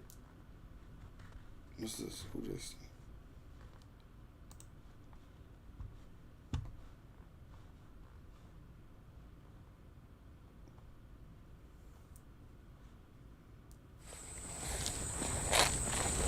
The fuck is that, Agent Orange? Hello, my friends. This is FPS Russia. Today I got something very nice. This is the Sega 12 gauge. This is a Russian-made shotgun, and this one has been chopped down a lot. The stock has been swapped out for a folder.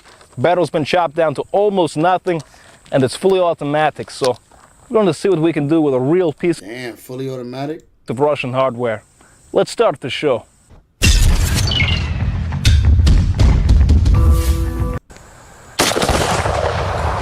First thing we're going to do, let's take out the shit house.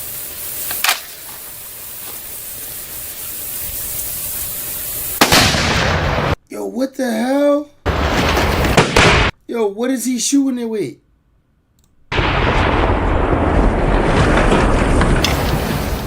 What the fuck? It smells like shit.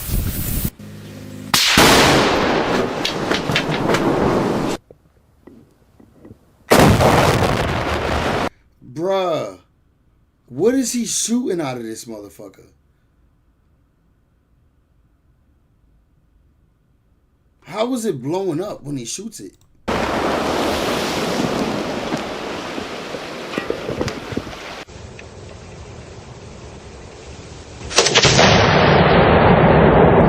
Nah, this fake, bro. This AI before AI.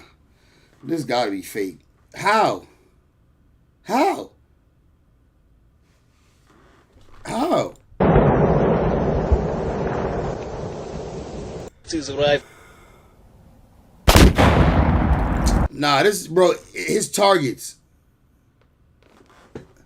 Filling it with tanner. Oh, okay. Okay, so he's filling the target, not the gun. So the gun is the gun is normal. It's what he puts the blow up, the explosion stuff on the target. Okay. That makes sense.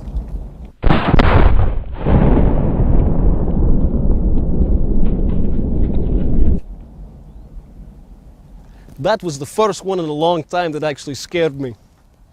That was a big explosion. So this isn't exactly safe, and I definitely do not recommend it, but one of the really fun things you can do with this stuff is toss it in the air, shoot it with your 44 Magnum. Check this out. So as you can see, this is some really cool stuff. A little shrapnel that time. You can check them out. There's a link in the description. I've been playing with this stuff pretty much every day, which is why I can't hear it when someone knocks on my door.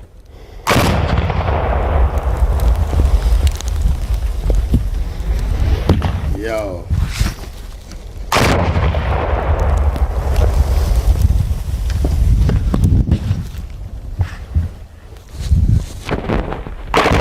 Where did Ty even land? It never came back down?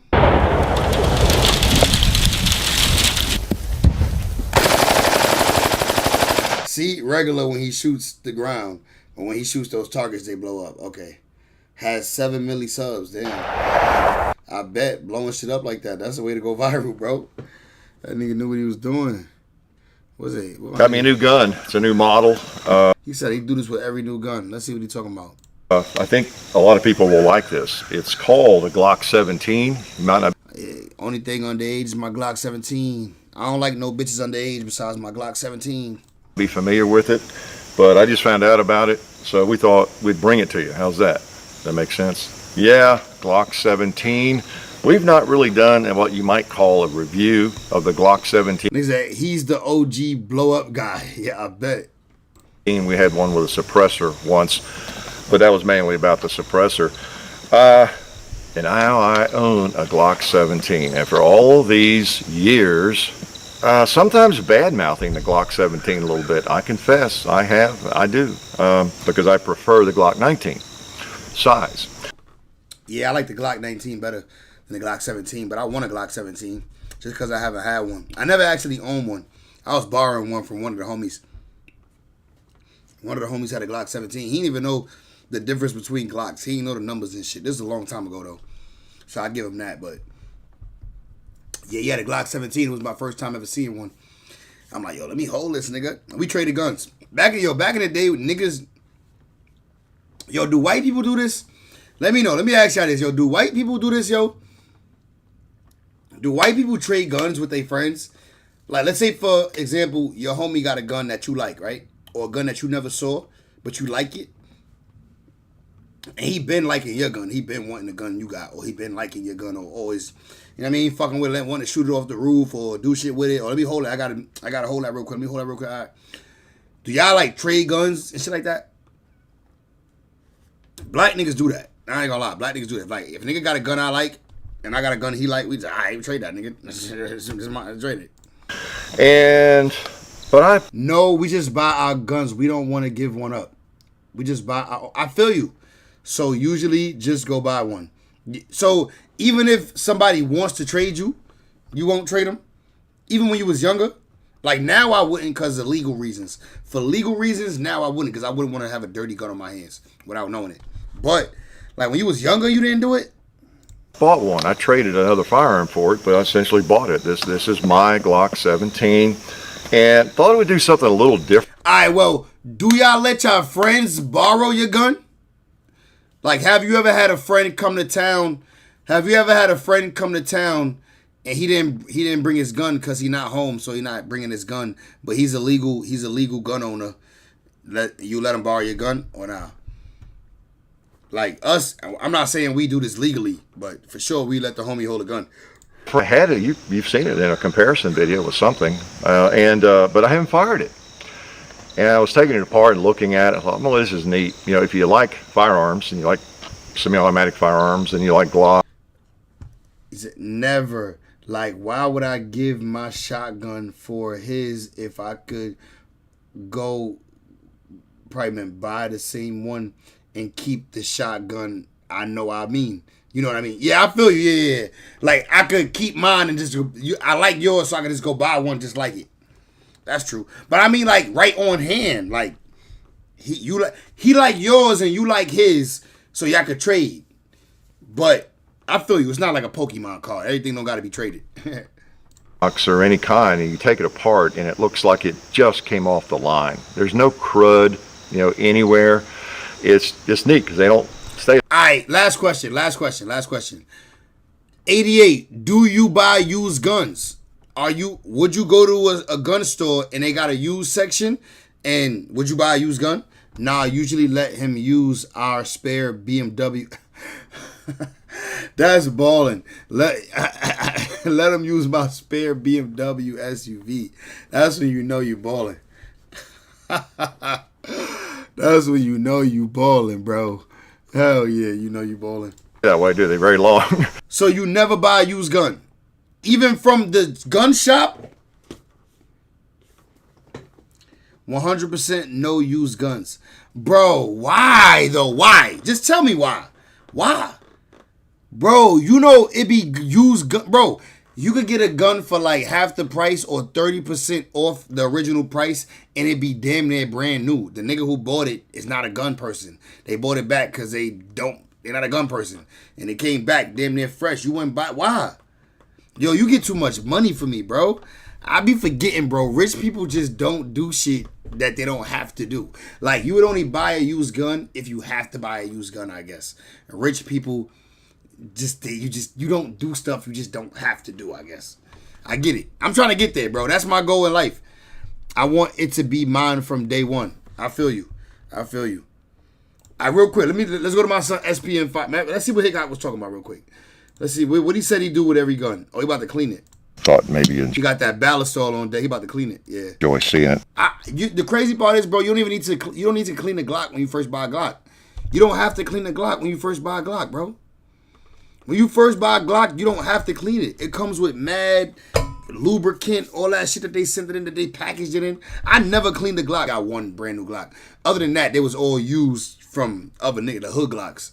Not even like my own real Glock that I bought legally. I never cleaned it. It fires perfectly.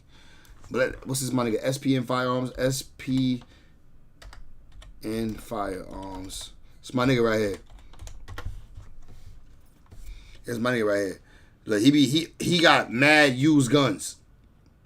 Like he got mad guns because he be buying used guns.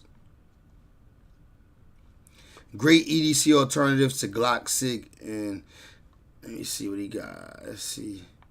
Look, this my nigga right here. I fuck with his channel. The old guy's anal about his pipes. Pause. Yeah. I get it though. That's a habit. He been doing this forever. So I actually like this little gun right here. My man's got this gun right here. What's up, guys? Spin Firearms here, and I'm guessing you're here. My man's got this little. It's the Beretta Tomcat, right? Here for this video. We're gonna do the first impression. Oh wait, that's not a Beretta. It's a clone of the Beretta Tomcat. Here in a second, but I just wanted to show you guys. The video from yesterday had the Smith & Wesson M&P. Bro, M&P's fire. M&P's great guns, bro. Smith & Wesson M&P, great gun. I got a Smith & Wesson 40 M&P. Great gun. P40 compact that I got. Mine is a compact though. This shit bigger. This is not a compact. This is a longer barrel. 4.25 inch barrel. It has the stainless upper because they did that specifically for law enforcement. I have the same subcompact version of this. And once again, it's in stainless. There's a fire gun right here. I don't like used stuff, but everyone's different, right? Yeah. Now I get it. Like even cars, daily drivers, we only buy new. So if it's your daily driver, you only buy it new. But if it's a car that's not gonna be your daily driver, you'll buy a used car. Yeah. Let me see. Game changer upgrades. Every type of gun. Now my son got hella guns. Clearly, you can see this nigga got mad guns. He got like every model gun. This nigga is crazy. He got everything. He be making me want to buy shit that I never would have bought. I gotta get a Canic, bro. No funny shit. I gotta get a Canic. Bro. What's up, guys? Spin Firearms here, and I just want to start off by saying I like Canics. You're pretty nice. I like, pretty sure, but here, let's see what else we get in the package. And they just like Hickok 45. How long did he? Two guns and then wrap the pinky. Yeah, see just like Hickok 45. How long did? See, even he talking about Hickok. Everybody know about Hickok. Hickok a legend. He carry a Glock 26 or a Glock 27? Like I fuck with the Canic. You fuck with the Canic? Well, tough to buy a new muscle car, new from the. Well, yeah, obviously, yeah. You're never gonna you nigga. If you didn't have it back then you're not buying it. You're not buying it new now. It's got to be used. For this fire though. A long. But when I mean everyday driver, I mean like it might not. Let's say it's not gonna be your everyday driver. Like my Jeep is my everyday driver. You feel me? Like And I might have to. I gotta do some work, bro. I gotta get the Jeep fixed, bro. The Jeep is acting up right now. Actually, speaking of the Jeep, I gotta get some work done. I'm waiting for my bonus to come. I'm waiting for one of my commissions checks to come, so I could get my shit fully fixed, bring it back to life 100%. Boom, boom, boom. And then we back on road. We back grinding. I'm not gonna buy a new whip. I'm just gonna grind. Try to stack 100,000, put it into some investments, and then I'm put some money down on the investment property. I'm gonna buy a 3-family house that I could rent out and maybe live in the basement type shit. Long time. Passive hands. That's what the pistols were made to do. So I will be swapping this out on this base plate right here, turn it into a flush mag. So I like that. And then the other thing I like are backstrap options. I prefer the bigger backstraps, the better. It tends to fit my hand a little bit better. And I can't tell which one is bigger out of the two. Yeah, I fuck with the Canics though. You fuck with Canics? Yeah, like the Jeeps, your daily, right? Exactly. Yeah, I like real estate. Yeah, that's what I'm, bro. That's my goal, bro. Is to get me a 3-family. I might even live in a basement. I think I might mandatory have to live in a basement or have to live somewhere in the house because I'm trying to do an FHA loan. I'm gonna do an FHA, first time home buyers loan. But with that, when you do an FHA legally, you have to live in the property.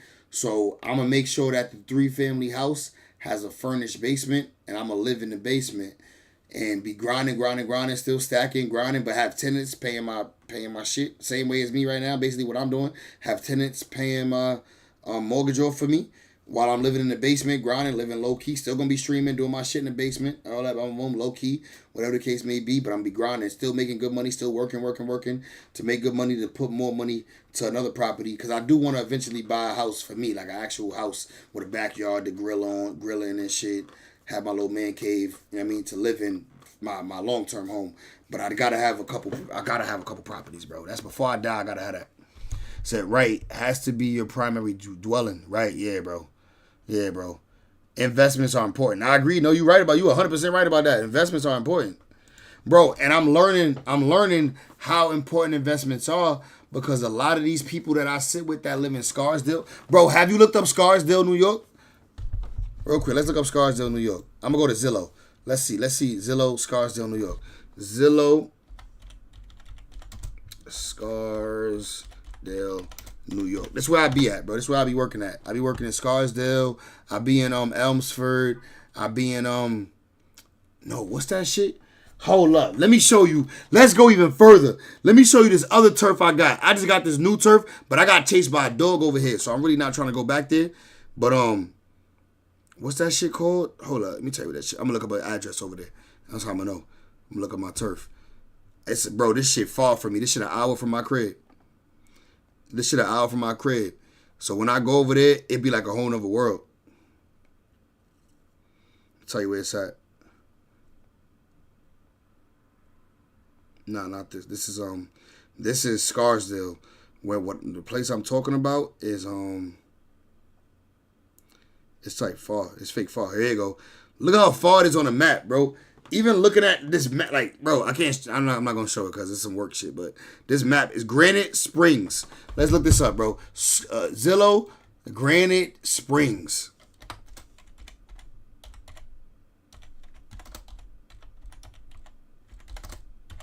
Bro, these houses over here is crazy, dog. It's crazy, dog. Bro, these cribs over here. Yo, this the price of them? Oh, you know what it is? The further you go from New York, the further you go from like the city, the cheaper it get. Bro, these houses is amazing. Some of these houses, bro. This shit got solar. This shit already got solar right here. If you sell your house with solar on it, it sells for more. You add an equity to your house when you got solar. But bro, some of these cribs be so big, my nigga. Let's do a 4+ bedroom, a bathroom, and 5+ level. Let's do it like that. Damn, ain't nothing pop up. Let me see. Bathrooms 3. Let's see. Apply. Damn, man, these just got 5 bedrooms. Damn, I must be asking for a lot for 5 bedrooms. Oh, it's not that many houses for sale. These niggas must not sell these shits. That's why it's only 4 houses for sale. It's only a few houses for sale out this bitch. All right, let's go back to Scarsdale. Scarsdale got some nice cribs. If I was I ain't gonna lie. Let's say I reached all my goals today. I had the kind of money I want. I'd definitely buy a crib in Scarsdale. I ain't gonna lie. Scarsdale fire. Yo, these shit's cheap for what I be seeing. I ain't gonna lie. Oh, these some of the cheaper ones. These some of the smaller ones. This is what's available. This is what's for sale right now.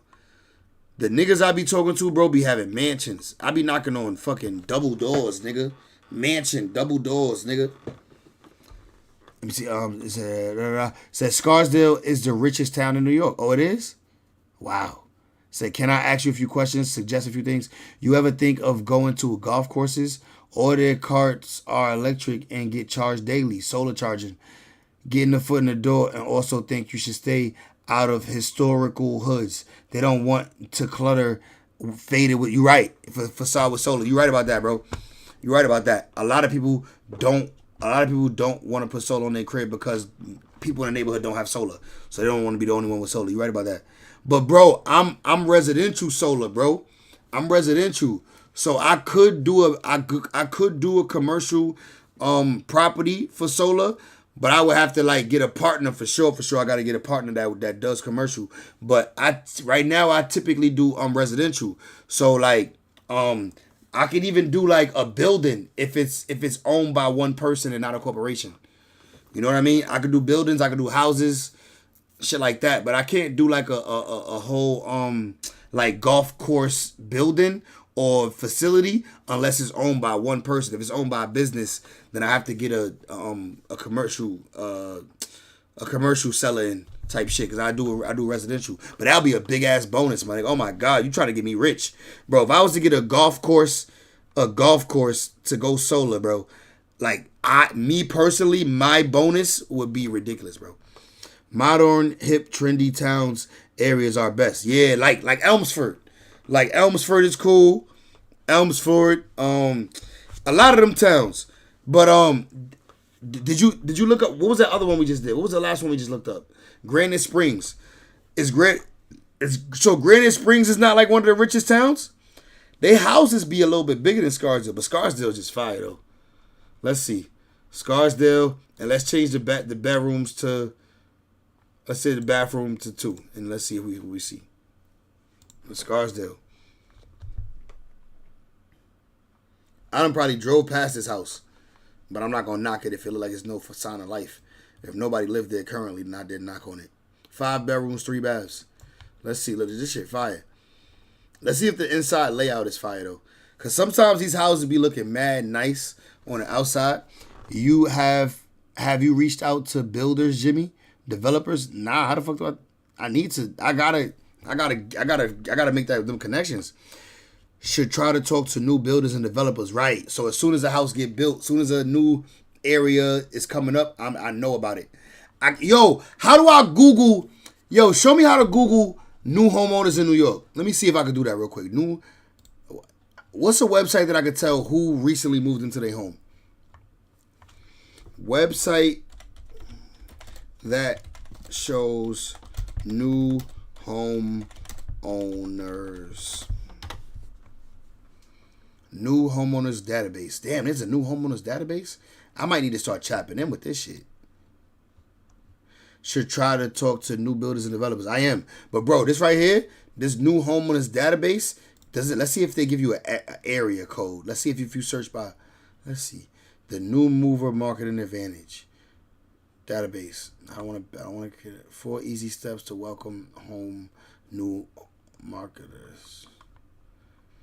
I need to figure out an app. They need to make an app that tells you who recently moved into the neighborhood. Cause that'd be dope for me right now. If I could tell, cause people who just moved in are the best people to hit with the solar shit. They get their first couple months of electric bill and be like, damn, this is different from living in an apartment. Living in an apartment, we was only paying $200. Now we living in a house, we paying $500, $600. In the summer, this shit $900. Those are the best people to target. I gotta get on them. But let's look at this little crib real quick though. It ain't got no furniture. I like looking at cribs with furniture. This shit old school. It's kind of old. I don't like the wooden. I don't like the dark cabinets. I like light cabinets. I would need like white or like light gray. Yeah, it's too old school for me. Too old school. Too old school looking. Too wood. Too much wood. Made me feel like it got termites, knowing it been around forever. Yeah, shit old school. But still though, you could put some bread into this crib and make it your dream crib. This is the basement. This is the garage right here. How many cars? 2, 1, 2, 3. It might be a 3-car garage. No, probably 2. Probably 2 car. I need my basement to be furnished, or I need my basement to be an apartment so I can live in that bitch while I have niggas rent out the upper part. Man, what's another rich ass part of New York? You said so what? I try to say I need to make the app. I need to make the app for new homeowners. I need to. You're right. That's an app I need to make. I need the technology though. I need some money. First, you gotta have some money to back your idea before you do any of this shit. But that's a good ass idea though. An app that shows new homeowners, bro. It's mad reasons why people want to know who new homeowners. Here's what I'm saying. Developers that are building communities like spec homes side by side is who we need to hook up with. How would I go about finding them people though? Like how would I go about searching them niggas? Type shit.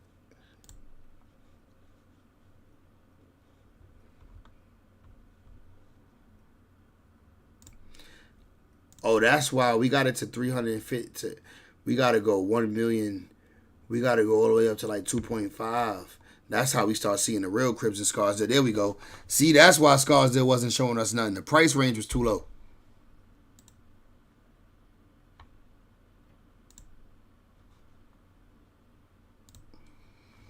We don't need to know who's buying the house. Nah, if they just moved in, because if they just moved in, we know to pitch them. If they just moved in, then you know that's somebody I should go talk to about solar type shit. But look, bro.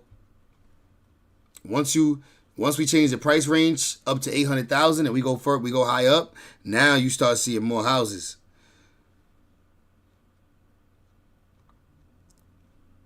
Ooh, this shit fire. This shit only got 4 bedrooms. It's a big ass house with 4 bedrooms, right? I bet you some nice ass bedrooms though.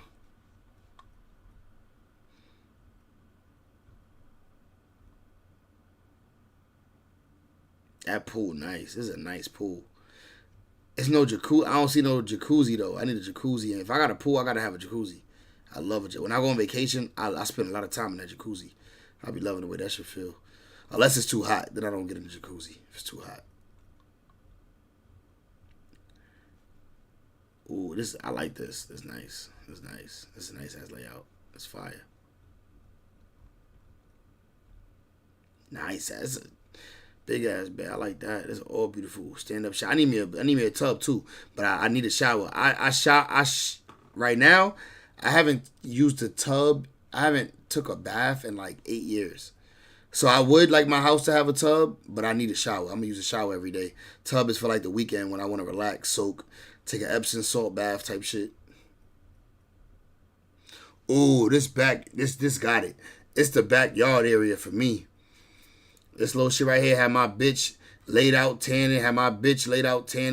You know what I'm saying? My wife, whatever the case may be. My kids could be over there chilling at the table. They could be tanning too if they want to. Getting in the pool. I'd be sitting over here chilling, smoking a cigar.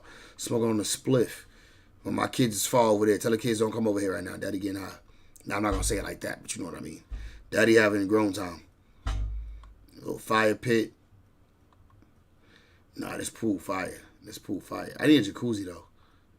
But this pool fire. A builder might say, we build 100 homes a year. We want them in 50 of the builds. Word. No, you're right.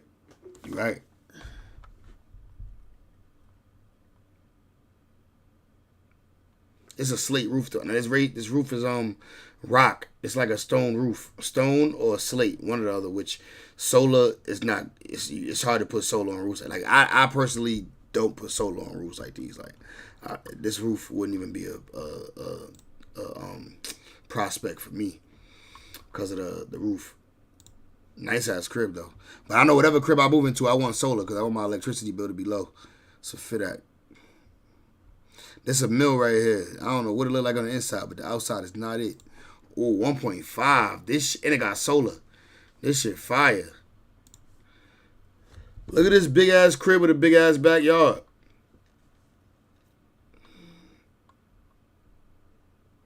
Oh, I like the island with the bar stools. I like that. Big ass island in the kitchen, bro. This shit is huge. This is huge.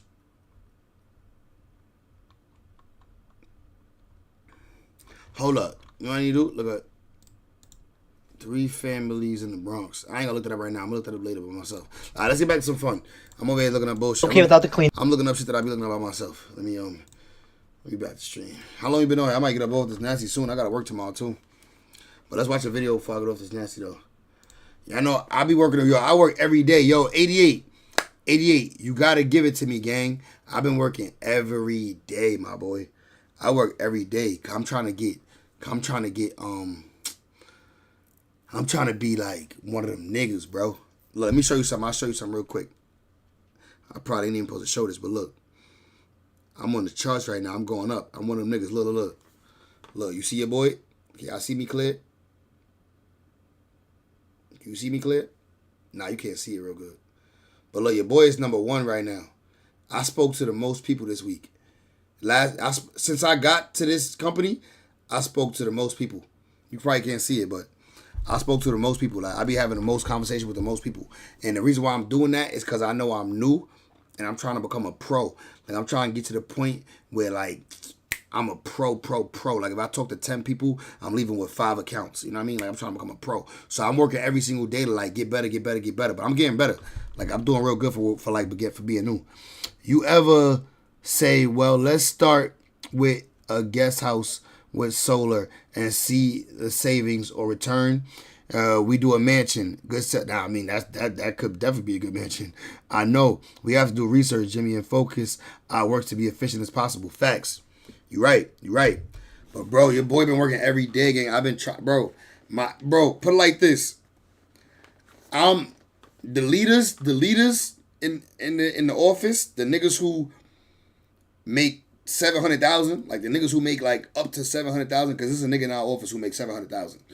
But he also get paid off of other shit. He got equity in the company, other shit. You know what I'm saying? Whatever it may be. But it's a nigga in the office who makes 700,000 every year, annually. That's his sales number. That's how much he make out of sales. 700K. But he's a pro. Like, he got a pipeline. Clearly, that means he's getting phone calls in three or four phone calls a week, free deals. 3 or 4 phone calls a week, niggas calling them. So that's why his income is like that. But the biggest niggas in the office, right? The niggas who are the most popping, make the most bread. I'm talking to as many people per week as them. Which means I'm putting myself in a good position. I'm putting myself in a position that in 6 months, my pipeline is going to be crazy. In 6 months, I'm going to know mad people. Even if they didn't go solar yet, the fact that I talked to them, pitched them for solar, got them on the list, like, hey, okay, you said you're not ready now, but you're thinking about it. Keep checking up on it, keep checking. I'm going to have like 500 people who know me and know that I do so, to the point where like every day I'm going to be having an account. But I'm just trying to grind. I'm saying, yeah, he on top of the pyramid. That's a fact. I feel cold calls, emails to build developers will pay off. Right. You're right about that. Like, just calling developers. Like, looking them up online and just calling them. Yeah, bro. This is the thing. Once you, if you get like, what is it? If you get like 10 accounts in a quarter, so 12 accounts in a quarter, it's like 12 accounts in a quarter or something like that. If you get like, no, not 12, it's like 12 accounts in a quarter, you get equity. Cause you know, damn, I'm about to say the name of the company. Fuck it though. It's only me and you on here right now. Matter of fact, I'm gonna tell you the name of the company on the low. I'm gonna tell you the name of the company when we off stream though. But let me see what the stock is, cause I can't look up the stock. It's a publicly traded company. Yeah, it's the stock price right now is $10.11. $10.11. It's the biggest solar company in America right now, though. 1 million homes installed across America. 26,000 in my area right now that I live in. Send your email to my FB so I can do some research. I got you. I'm gonna send you my email. Yeah, usually when you get one, you get 3 more in the area. Facts, because the neighbors see the process. Also, too, you reference the neighbors. Like, you know, I'm working with your neighbor. I'm working with such and such and such. You know, such as I'm working with. You know what I mean? You reference that, but only if that person is into it. If that person is already like against it, then you don't reference them, because they might go to your sale, the person that you about to close with, and be like, don't do it. I heard, you know what I mean? They might tank it. But if they into it and they just need somebody, like they just need a little bit more, be like, yeah, I'm working with Teresa up the block. I'm working with Cynthia down the street. You know what I mean? Send you some valuable info. Tell me what areas you can work, and I will toss you some leads and info. Bro, basically Westchester, bro. I could work in the Bronx, but like the commission in the Bronx is not the same as Westchester. Like, you could make good money in the Bronx, but you're gonna have to work. You got to get a lot more accounts in the Bronx. So I could work with homeowners in the Bronx, but which I have. I already got a couple homeowners in the Bronx just from randomly talking. I already got a couple homeowners in the Bronx I'm working with. But like places like Scarsdale, bro, that's like a 10-band commission every time. Like, because their houses is so big that it's going to need a certain amount of electricity type shit. It's basically $1,000 per kilowatt. So if a nigga need a $8,000 kilo, he might need 8 kilowatts, 8,000 kilowatts. That shit might be a 10-band check, 10-band commission. He might need a $20,000 kilowatt. Nigga, what that mean I'm going to get paid? Like, now obviously right now I got to bust it down with a nigga. Right now I'm splitting it with a closer till I become a professional and I'm able to close on my own. Once I prove that I can close on my own, then I ain't splitting it with nobody. So that's fire. You know what I mean? But we on it though. Send you some info to the root. Yeah, facts though, bro. Yeah, nah, bro. We on it though, gang. We on it, man. I'm trying to go crazy, bro. I ain't gonna lie. My goal this year, bro. Remember in the beginning, I said I want to make 100K. My goal changed. Like, now I want to make like more than that. Because now I see niggas making mad bread. I see niggas doing this shit. Now, don't get me wrong. These niggas professionals. They've been in the game a long time. Like, it's one nigga in my office last year in 14 months, the nigga made $300,000. And he only been doing solar for like 3 years. 3 years. And he said he just got good at it. He told me he just got good at it. He told me he feel like he just got good at it. He said he feel like he just mastered it to the point where like I said, he could talk to 10 people and leave with like 3+ accounts just talking to 10 people. So that means he could go out for 2 hours in a day and make 30,000. You know what I mean? Like, possibly. This shit crazy. I feel you. Keep saying homeowners. I think builders and developers will be bigger. Not for sure, but remember, the homeowners is the people I actually sell to on a daily. The developers is the people that's going to give me the leads. But regardless, I got to talk to the homeowner. You know what I mean? Unless I talk to the developer and they say we need 50 homes before people buy. Like, before people move in these cribs, before we sell them, we need 50 homes installed. So that's different. Now, that's crazy. That'd be, bro, that's insane.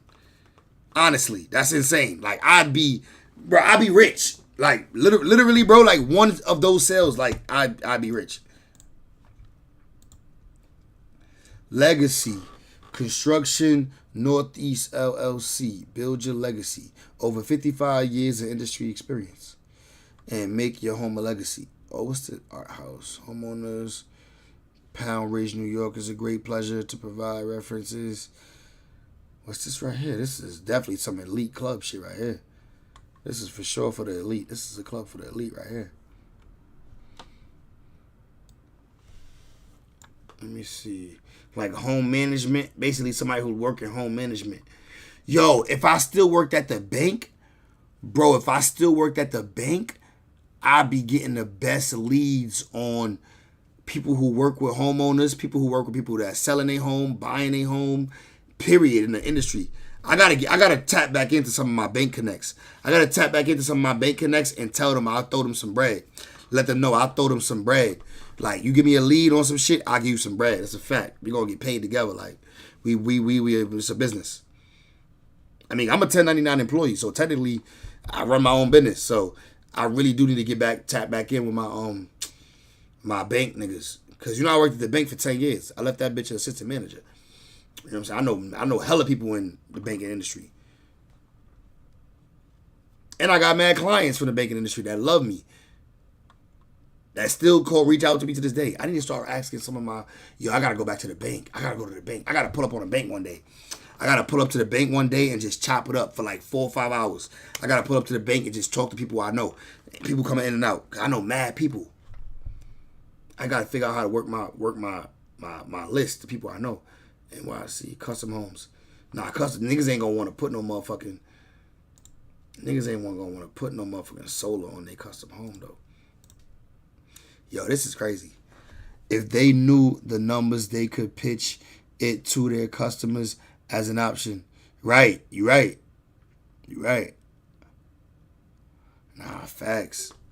They would add it to their seller's option catalog. Ooh, that's fire.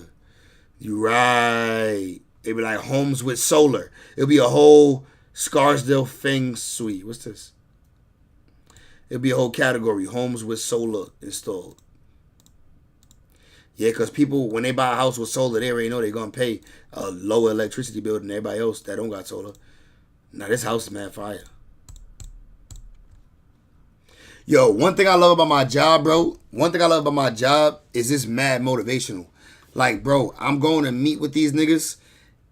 And even though I'm going in for a job, like I'm going in to get a bit, do business, like just walking around their cribs, going up into their office or they studied.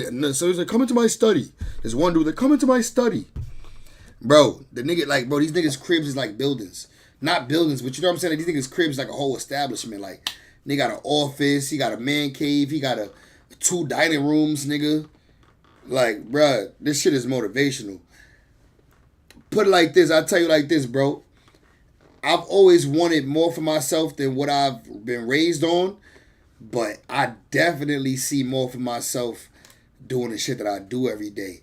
Like, looking at the cribs, seeing what they got going on, seeing their houses, seeing how they living, how they eating, how they working out, how they taking care of themselves, bro.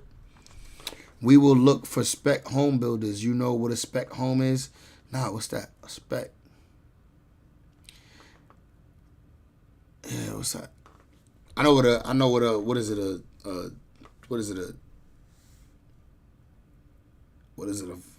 2.5 inspection? What is it, a 4.5 inspection or something like that? I know that. I don't know what a spec home is though.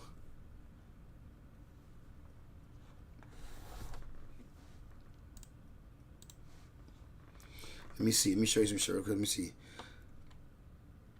How he got rich off selling solar. Let's see. Let me see. Let me try to give you an example of a nigga who got rich off selling solar. Let's see. The truth about selling solar for money. Just how much money can you make selling solar? Let's see if he gets straight to the point. Hi there. Welcome to Real. This is my nigga. I be watching his videos too. He gives good tips. A spec house, short for speculative house, is a new house that a home builder constructs for speculations that will sell easily for profit. Ooh, that's fire. That's good to know.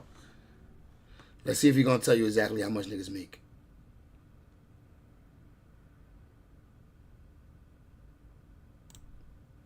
Thing is, imagine this orange, for instance.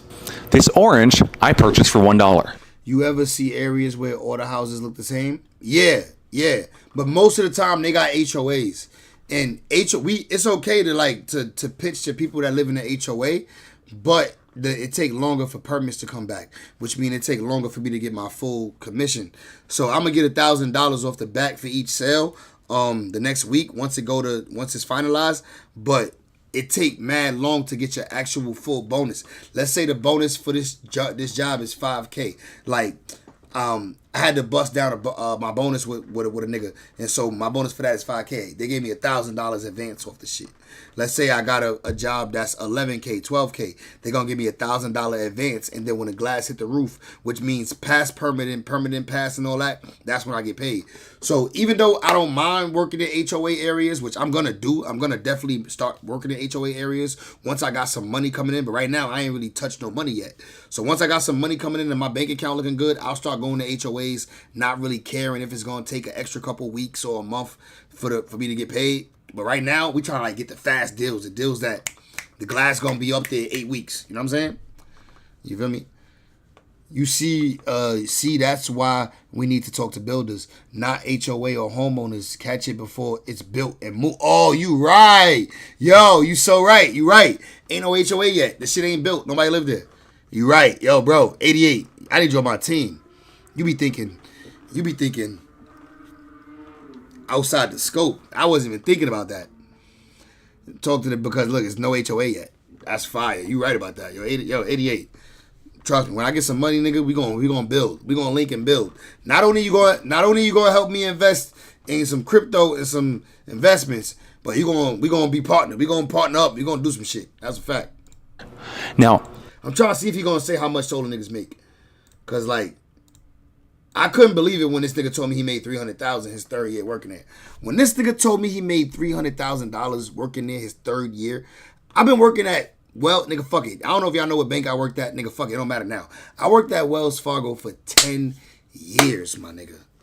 10. I spent my whole 20s at Wells Fargo. Literally, my whole 20s working at Wells Fargo, my nigga. Like, bro, I never made $100,000 after taxes at Wells Fargo. I'm going to go ahead and sell it for $2. What happens? I just made $1 profit. It's the exact same thing when it... Like, nigga... Shit great. Save a lot of time and hassle. It's about being efficient and smart without time. Facts. You right about that. You know how much footwork I could save. Even me trying to make sure that I do the best job of my clients. Like what I'm working on right now is being the best. Like making sure my clients feel like they like me. They want to like they would refer me to their mother.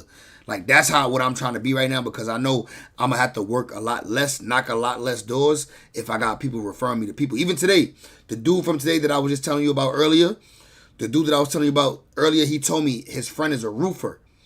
His friend is a roofer and he's thinking about going solar. He was supposed to be there for the meeting that we had, but he couldn't make it because he got caught up doing something, but he really wanted to be there because he's interested in going solar. So that's gonna be a client. Now that person is a roofer. Remember, he's a roofer. The nigga who we talking about is a roofer. So he could literally give me his list of people who he just redid their roof. He don't even got to tell me like, yo, these are people that want to go solar. He just tell me these are the people who I just did their roof. And I'm running to their crib, nigga, to pitch them. Feel me? You ever watched Boiler Room movie? Nah, I never saw that. But if it's a good watch and it'd be good for my career, I'll watch it. I'm reading this right now, though. Right now, I'm reading this. I'm reading this Rich Dad Poor Dad right now. This got my attention right now. I'm trying to finish this real quick. I'm trying to get this out the way in my downtime. That's why I didn't stream last night. My tooth was hurting, so I was reading this. I was getting my read on with this joint, and my tooth was hurting. So I was like, since I'm already talking all day at work, I was like, I'm not going to stream because my mouth was hurting last night. So I was just reading and watching study videos. How long till you reconnect with the pastor for a follow-up? Wednesday. On Wednesday, I'm reconnected with him. Yeah, Wednesday, 11 a.m. Comes to red lines in the solar industry. You have a certain red line that you can sell your system at. Every single dollar that you sell it above it, you make that commissions. The customer benefits because you're cutting out all delivery charges, meaning that they're going to spend significantly less money for their electricity in comparison to utilities. And obviously the rep benefits as well because now you're using his product instead of someone else's. Here's the thing. Maybe your customer doesn't want this orange. Maybe instead they want waffle spray. Why? You have no idea. But the benefit here is that if you're working for a broker, I'm trying to see where he gets to where you make money. All right. Installation 3 to 5 months. Now this is crazy. Our installations don't take 3 to 5 months. Our installations do not take 3 to 5 months. Our installations the most. Meaning like if you in one of the most restricted areas in New York where it's hard to pull permits take 3, 4, 5 weeks. 3 months is the most it takes to get installed. But that's because, like I said, my company is one of the bigger ones. They're one of the biggest, 1 million homes across America.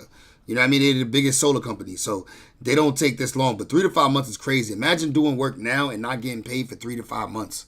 You're going to get what is it? You're going to get a deposit. You're going to get a $1,000 deposit. That would mean you have to close like 5 deals every week if you really want to be balling for real. But then when your money hit in 3 to 5 months, you will be rich as fuck. Imagine that, bro. You've been waiting 3 to 5 months, but you've been working every day, closing deals, nigga. 3 to 5 months, nigga, on one check, 8 deals hit. Nigga, it could be 30K, it could be 80K, it could be 40K. Imagine getting an $80,000 week, a weekly, nigga. Oh my God. I'm just motivating myself right now. I'm just motivating myself because I've been grinding, bro. I've been grinding. Like, and I'm about to grind even harder with these new skills I just learned. I just learned some new skills. OD, I learned some new skills. I'm about to be grinding. So in New York, Suffolk County has the most solar power generation with nearly double the output of the next closest county, Nassau, which is in New York. That's in Queens, right? Queens, right, which leads the number in solar power homes. Nassau County, located next to Suffolk County, is the second solar power production. Yeah, I haven't been to Queens yet, bro. I haven't done no business in Queens. Cause they didn't send me there, and I didn't ask to go there. I'm gonna do more Westchester. I'm gonna just do Westchester for now, cause there's money in Westchester, bro, and the permits is quick. It's quicker than like, I heard the Bronx is even faster. I heard the Bronx is dumb fast. They say Con Edison approved that shit like this, and then the city permits is like 2, 3, 4 weeks. You be paid within a month. Within a month, that shit will be on the ceiling. The glass will be up within a month. That shit crazy. I talked to you today, and within a month, 4 weeks, your solar's already up. That's fire. That's fire.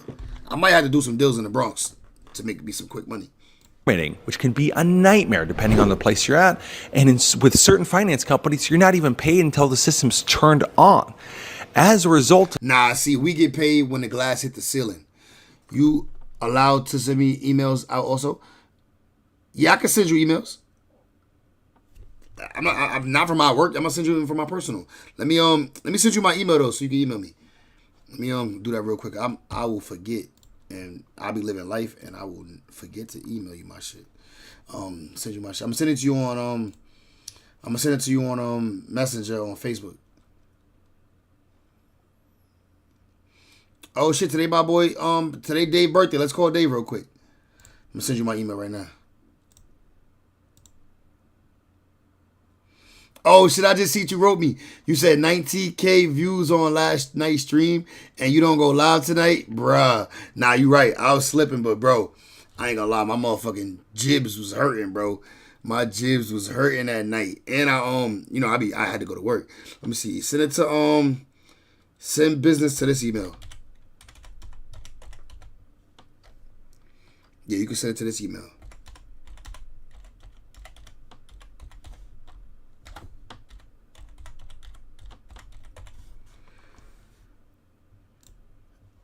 Yeah, I just seen your shit though. That's facts though. Let's call Dave, man. You think he up? Nah, it's 1:27 a.m. That nigga sleep. Now let me wish him a happy birthday though. Today Dave's birthday. Happy B-Day, brother.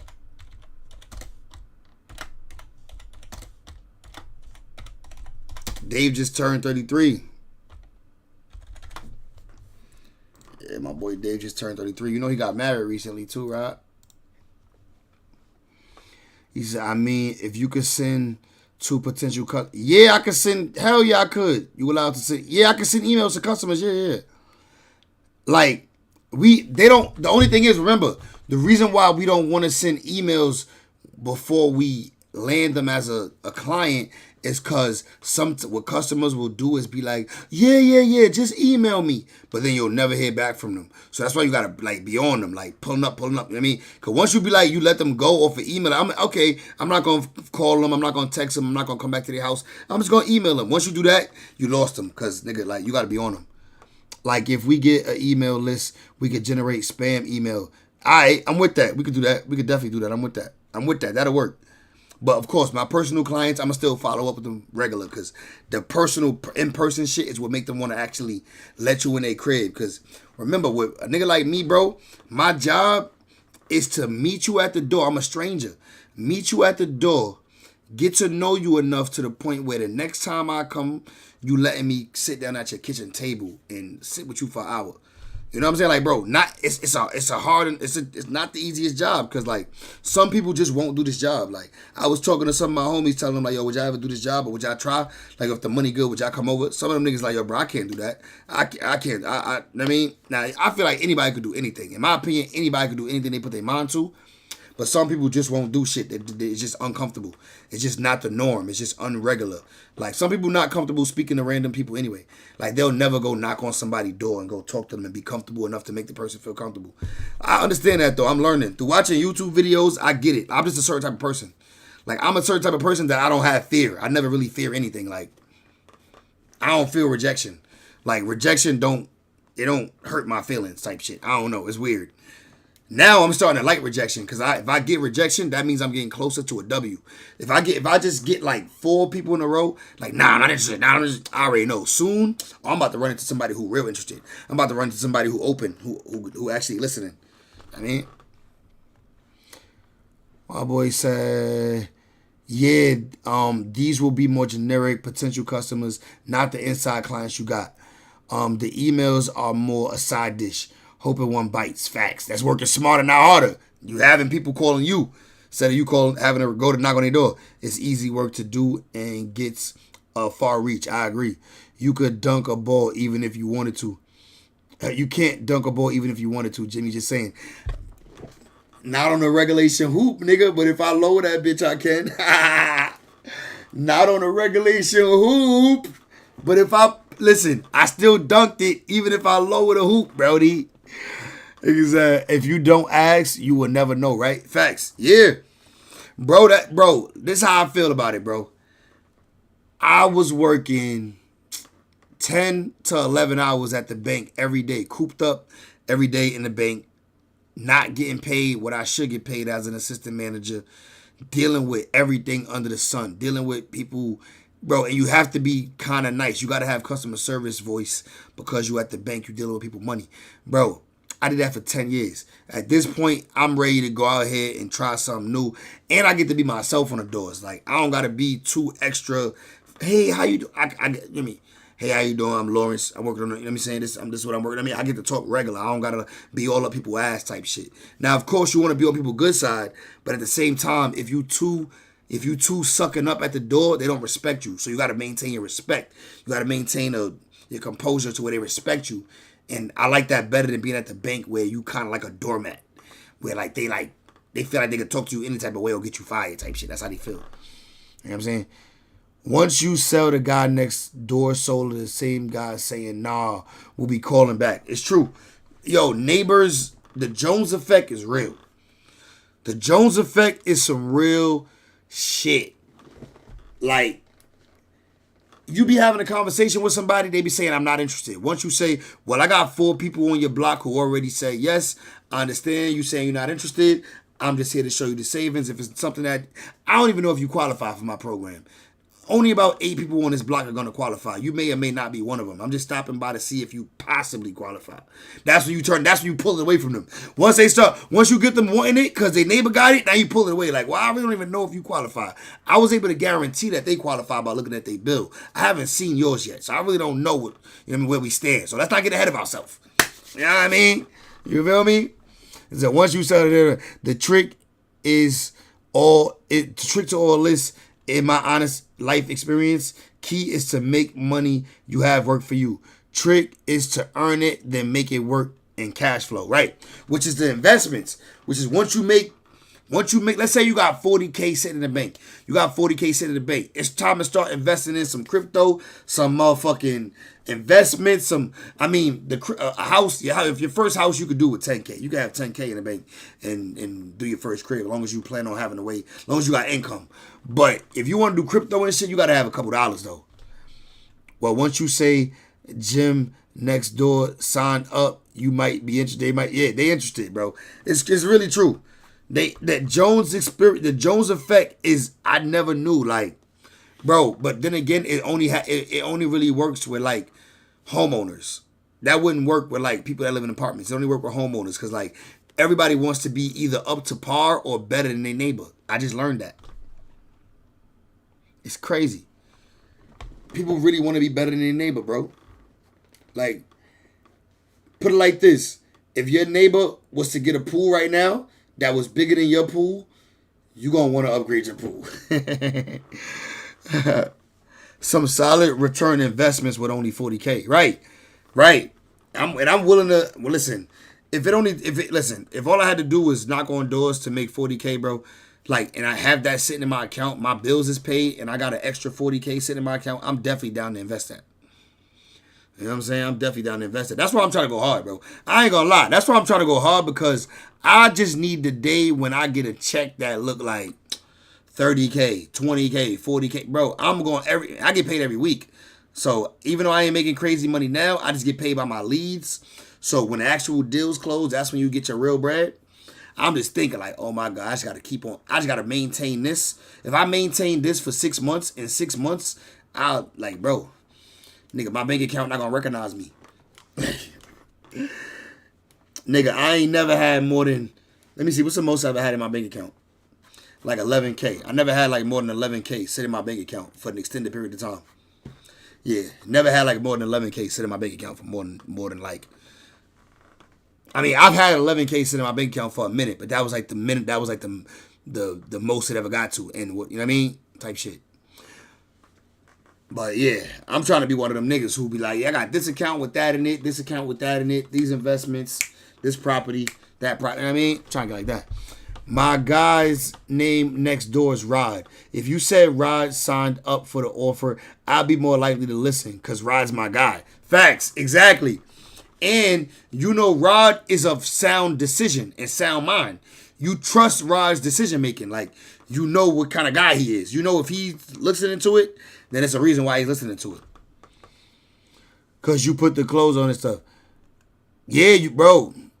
You right. You gotta once you interested, because Rod is interested, that's my time to actually like dive in and really like now really tell you all the benefits. And I ain't gonna lie, bro, when it comes to solar, it sells itself. Anybody who's actually listening to the benefits, it sells itself. Bro, condensate is getting so expensive right now, bro. So expensive right now. Try to be fancy. I think you will successful and you can do business. Let me see. What type of clothes you mean? You said, but yes, if you so ride on it, then it's worth me. Right. What you saying? You say you think I should dress professional? You saying? I wear button ups and shit. Let me show you my button up I got for my new deal. Let me show you. This is fuck. It don't matter. You will see me in the street with this shit on anyway, so it don't matter. I don't care if niggas know how I work. It don't matter. But look, this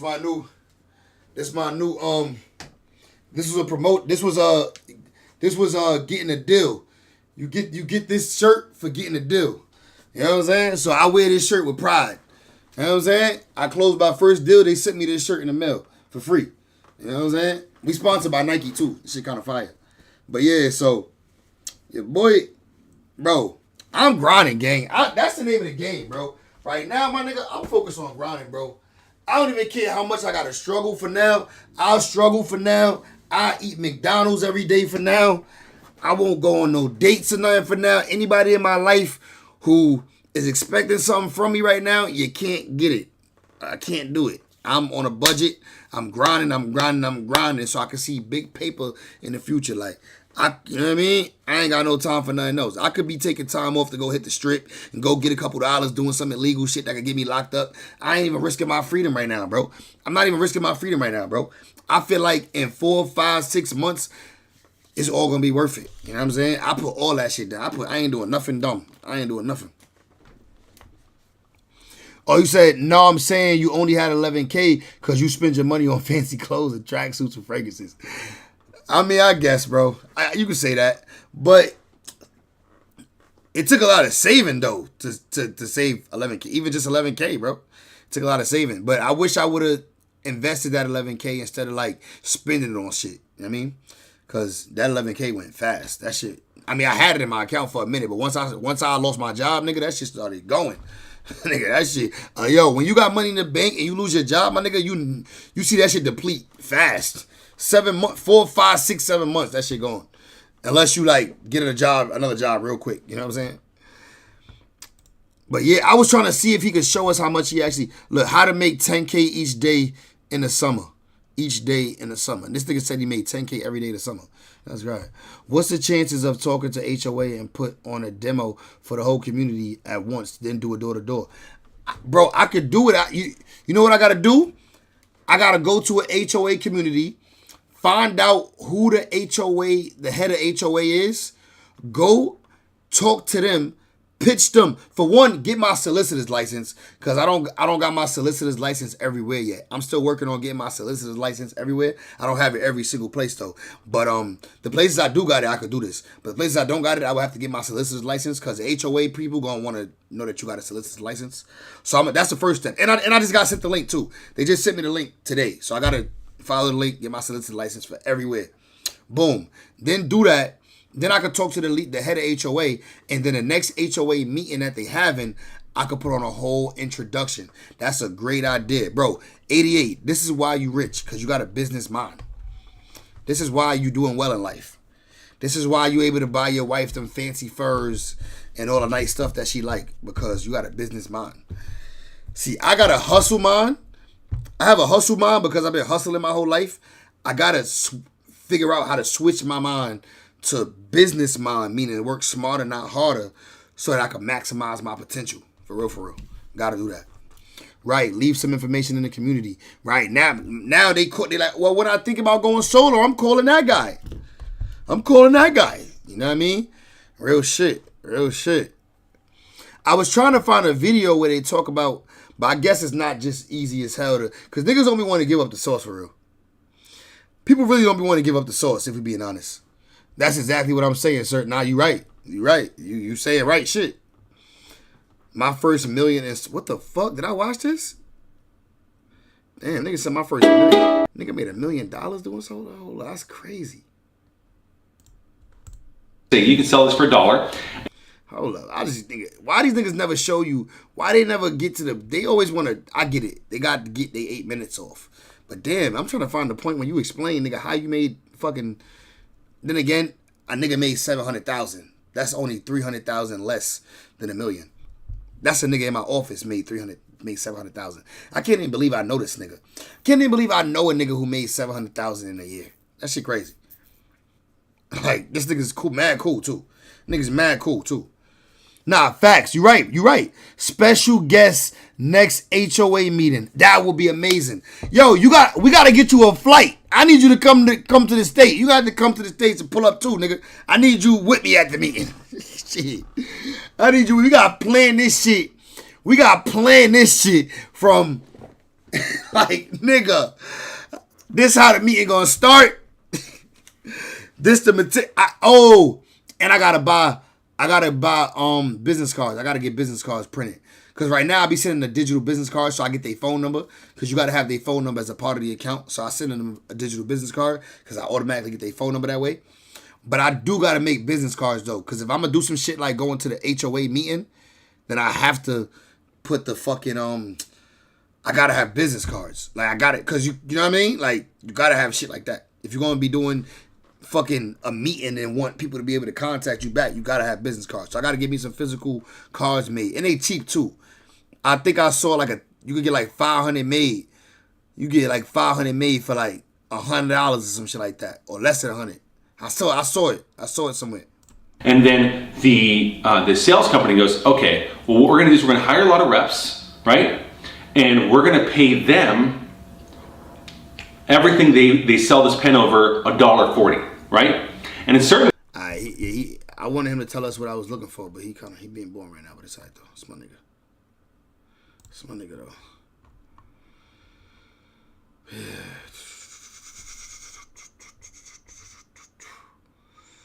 Nah, but yeah, man. Some of these niggas in this shit is balling like a bitch, gang. I'm trying to get like them niggas. But one thing I know for sure, bro, once I maximize, like this is the thing. You know, everything, like you don't become a master at stuff in 3 weeks. So look, I started doing solar with this other company, right? So I had got hired by this other company doing solar, but the other company was shitty. So while I was out there working, I got recruited by another nigga that was doing solar for the company I work for now. He saw me outside working in the rain. And he like, yo, bro, if you outside working in the rain, pitching in the rain, knocking on doors in the rain, you the type of nigga we need at our company. So boom, I left that. I left the whack ass company I was with, but shout out to them because I would never knew about solar if it wasn't for them. So shout out to them. But I left that company to go with this company. I only been at this company now. I'm coming up on like 4 weeks. This next week coming up is gonna be my first month. This next week right here, type shit. You know what I'm saying? So this is my first month, bro. I'm trying to become a whiz. I'm trying to become like one of them niggas. You know what I mean? I'm trying to become one of them top niggas in the office. And my name be popping up with these niggas sometimes. Like, you can't see it right here. You can't see it, but like my name, you can't really. That's me right there. That's me. Number one. I talk to the most people in the office this week. And when it comes to pitch accounts, I'm with the top niggas. Look, you see the yellow? The yellow is me. You see the yellow bar? That's me. I'm with the top niggas, bro. I'm number 1, 2, 3, 4, 5. I'm number 5. And I only been there a month, gang. Bro, I'm trying to go hard, gang. I ain't gonna lie. My goal is to like really master this shit. Like I said, become one of them niggas that every day I'm leaving with 2, 3 accounts. Like, there's no way you're not rich if you leave it with 2, 3 accounts a day. Cause even if two of those accounts fall off and don't go all the way through, if you pulling 3 accounts every day a week and you working 6 days a week, 3, 6, 9, 12, I'm gonna at least have 12 because for sure, not all of them gonna go. I realize that. You get 3 accounts in a day, all 3 that day might be good, but the next day you might get 3 accounts and then 2 of them not gonna go, or 2 of them not, you know what I mean? So let's just say if I could leave every week with 10 accounts, every week I leave. I left this week with 6 accounts. This week I left with 6 accounts. If I could leave every week with 10 accounts, I'll be good, bro. Like, I'll be good. Like, for real. Listen, the ideas we have will make them say, why I didn't think of this right. You're right. Real shit, though. Networking takes time. However, we need to think out the box, and we'll be on top. Facts. Nah, you're right. And no, you said no cards, no credibility. Nah, but bro, the reason why the no card thing worked for me is because we a clean energy company. So when I be like, well, we don't really do business cards because if you decide to throw them away or they land on the floor, that don't look good. Us being a clean energy company and people littering. You know what I mean? It kind of goes with the pitch. Like, you know what I mean? We a clean energy company. But I need cards for this purpose, though. If I'm going to be doing meetings and shit like that, I got to have cards. You're right. But everybody I talk to that is interested, I text them. So they got my number, and I save my number in their phone. As long as I get my hands on their phone, I save it with the son. Lawrence, son. You know what I'm saying? I save my shit immediately. I don't be playing no games. That's a fact. But yeah, man. But shit, let me get up out of here though, bro, because I am going to work tomorrow. I am going to go to work tomorrow. Door to door is about being sharp and knowing numbers. People want to know footnotes. Can always narrow it down once they know the footnotes. True. You know what I'm going to also do? Order these slicks. I already got some slicks. They in my car though. I ain't bring my equipment. I ain't bring my stuff that I knock on the door with to upstairs. I leave it in the car. So I make sure I don't forget it upstairs and then go out and have to come all the way back home to get it. But I gotta order some more slicks. I saw, let me see if I find this nigga real quick. Let me see. Taylor McCarthy. Taylor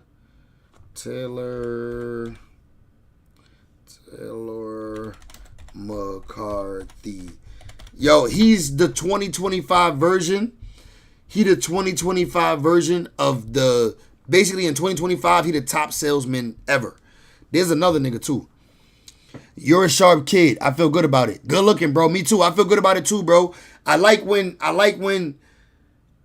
you could do the work. Like, all it takes is you putting in the work to get the results you want. Even if it's harder than, like, it was harder right now because I'm beginning. I'm new. So my pitch ain't as clean and clear as a nigga who been doing this for a couple years.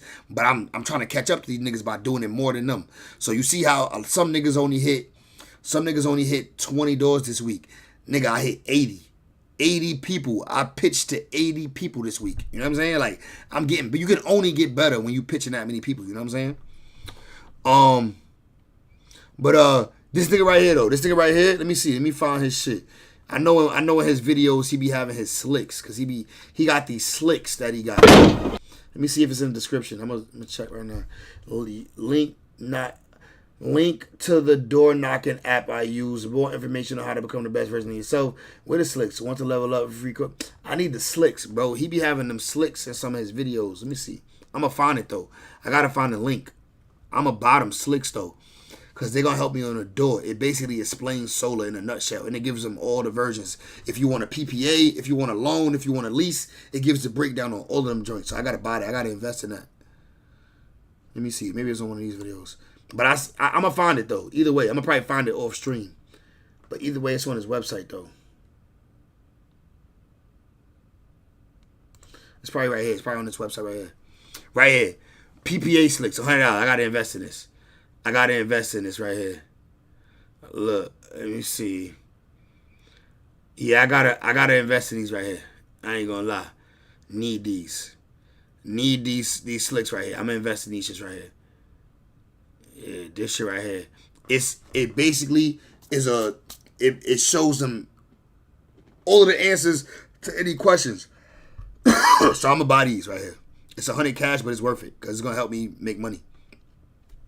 Let's read it. PPA, Power Purchase Agreement, 5 double-sided visual aids, 10 PPA visual aids total. Each double-sided laminated visual aids show the customer-specific triggers regulated to your product offering on door-to-doors. Build value in their mind. I use these visual aids to help families visually understand the services we offer. You'll instantly make your sale process simpler without leaving the homeowner confused or leaving money on the table.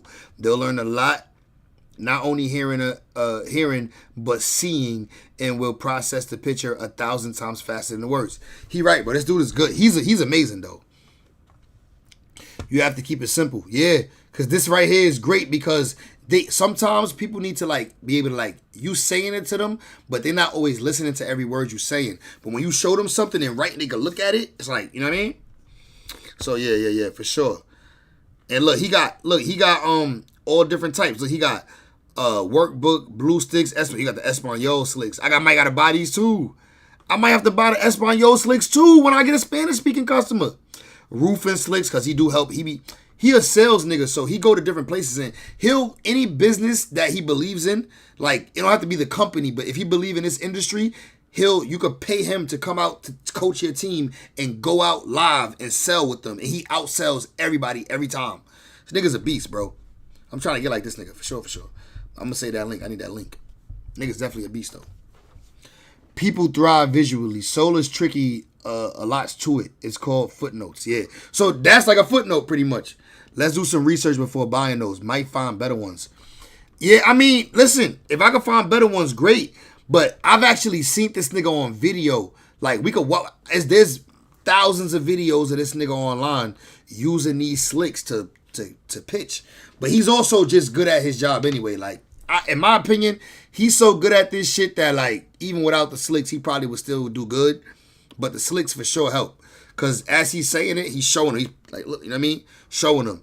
And people just low-key, I peeped that me coming up to the door with my phone, asking them questions, versus me coming up to the door with my phone, the Con Edison notice saying that their rates are going up by 13%, and me having a little notebook that I'm writing the answer to the questions in, it's a total difference. When I go up to the door with just my phone, I don't do that good. When I go up to the door with my phone, the Con Edison slicks, and my notebook with my pen out, asking them questions, ready to answer, writing it down in notes, I do way better. Like, people like that. They take you more serious when they see you got something in your hand and you actually following what they saying, you writing down an answer to their shit. Also, with Solar, you want to hold them to their word. So if they say the reason why they don't like Solar is because this, and that, you meet those objections and you like, now, with that being said, I just basically overcame all of your objections, so now let's go further. Let's move on to the next step.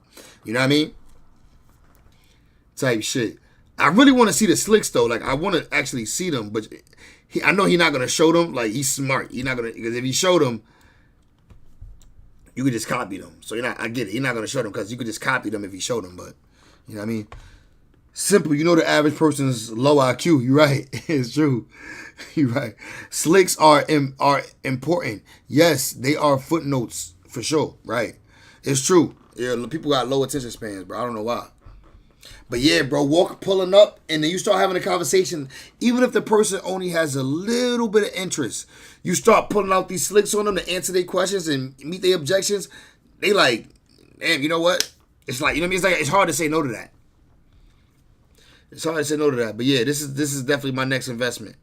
This is my next investment. I gotta get my whip fixed though. I gotta get my car fixed. My car fucking up. I ain't got no AC right now. I'm out with the motherfucking blazing heat. But it's alright though, cause it motivates me to get out my car and knock more doors. You know what I'm saying? It motivates me. My AC just blew me though. But yeah, but anyway though, gang, I'm about to get up off this nasty, bro. I gotta get back to work tomorrow, gang. Gotta get back to work tomorrow. So let me get up off this nasty, gang. Good chopping it with y'all. Y'all know the vibes. I'm gonna see everybody. Oh, what's this? Hold up. Before we go, my boy 88 just put something in the chat. What's this?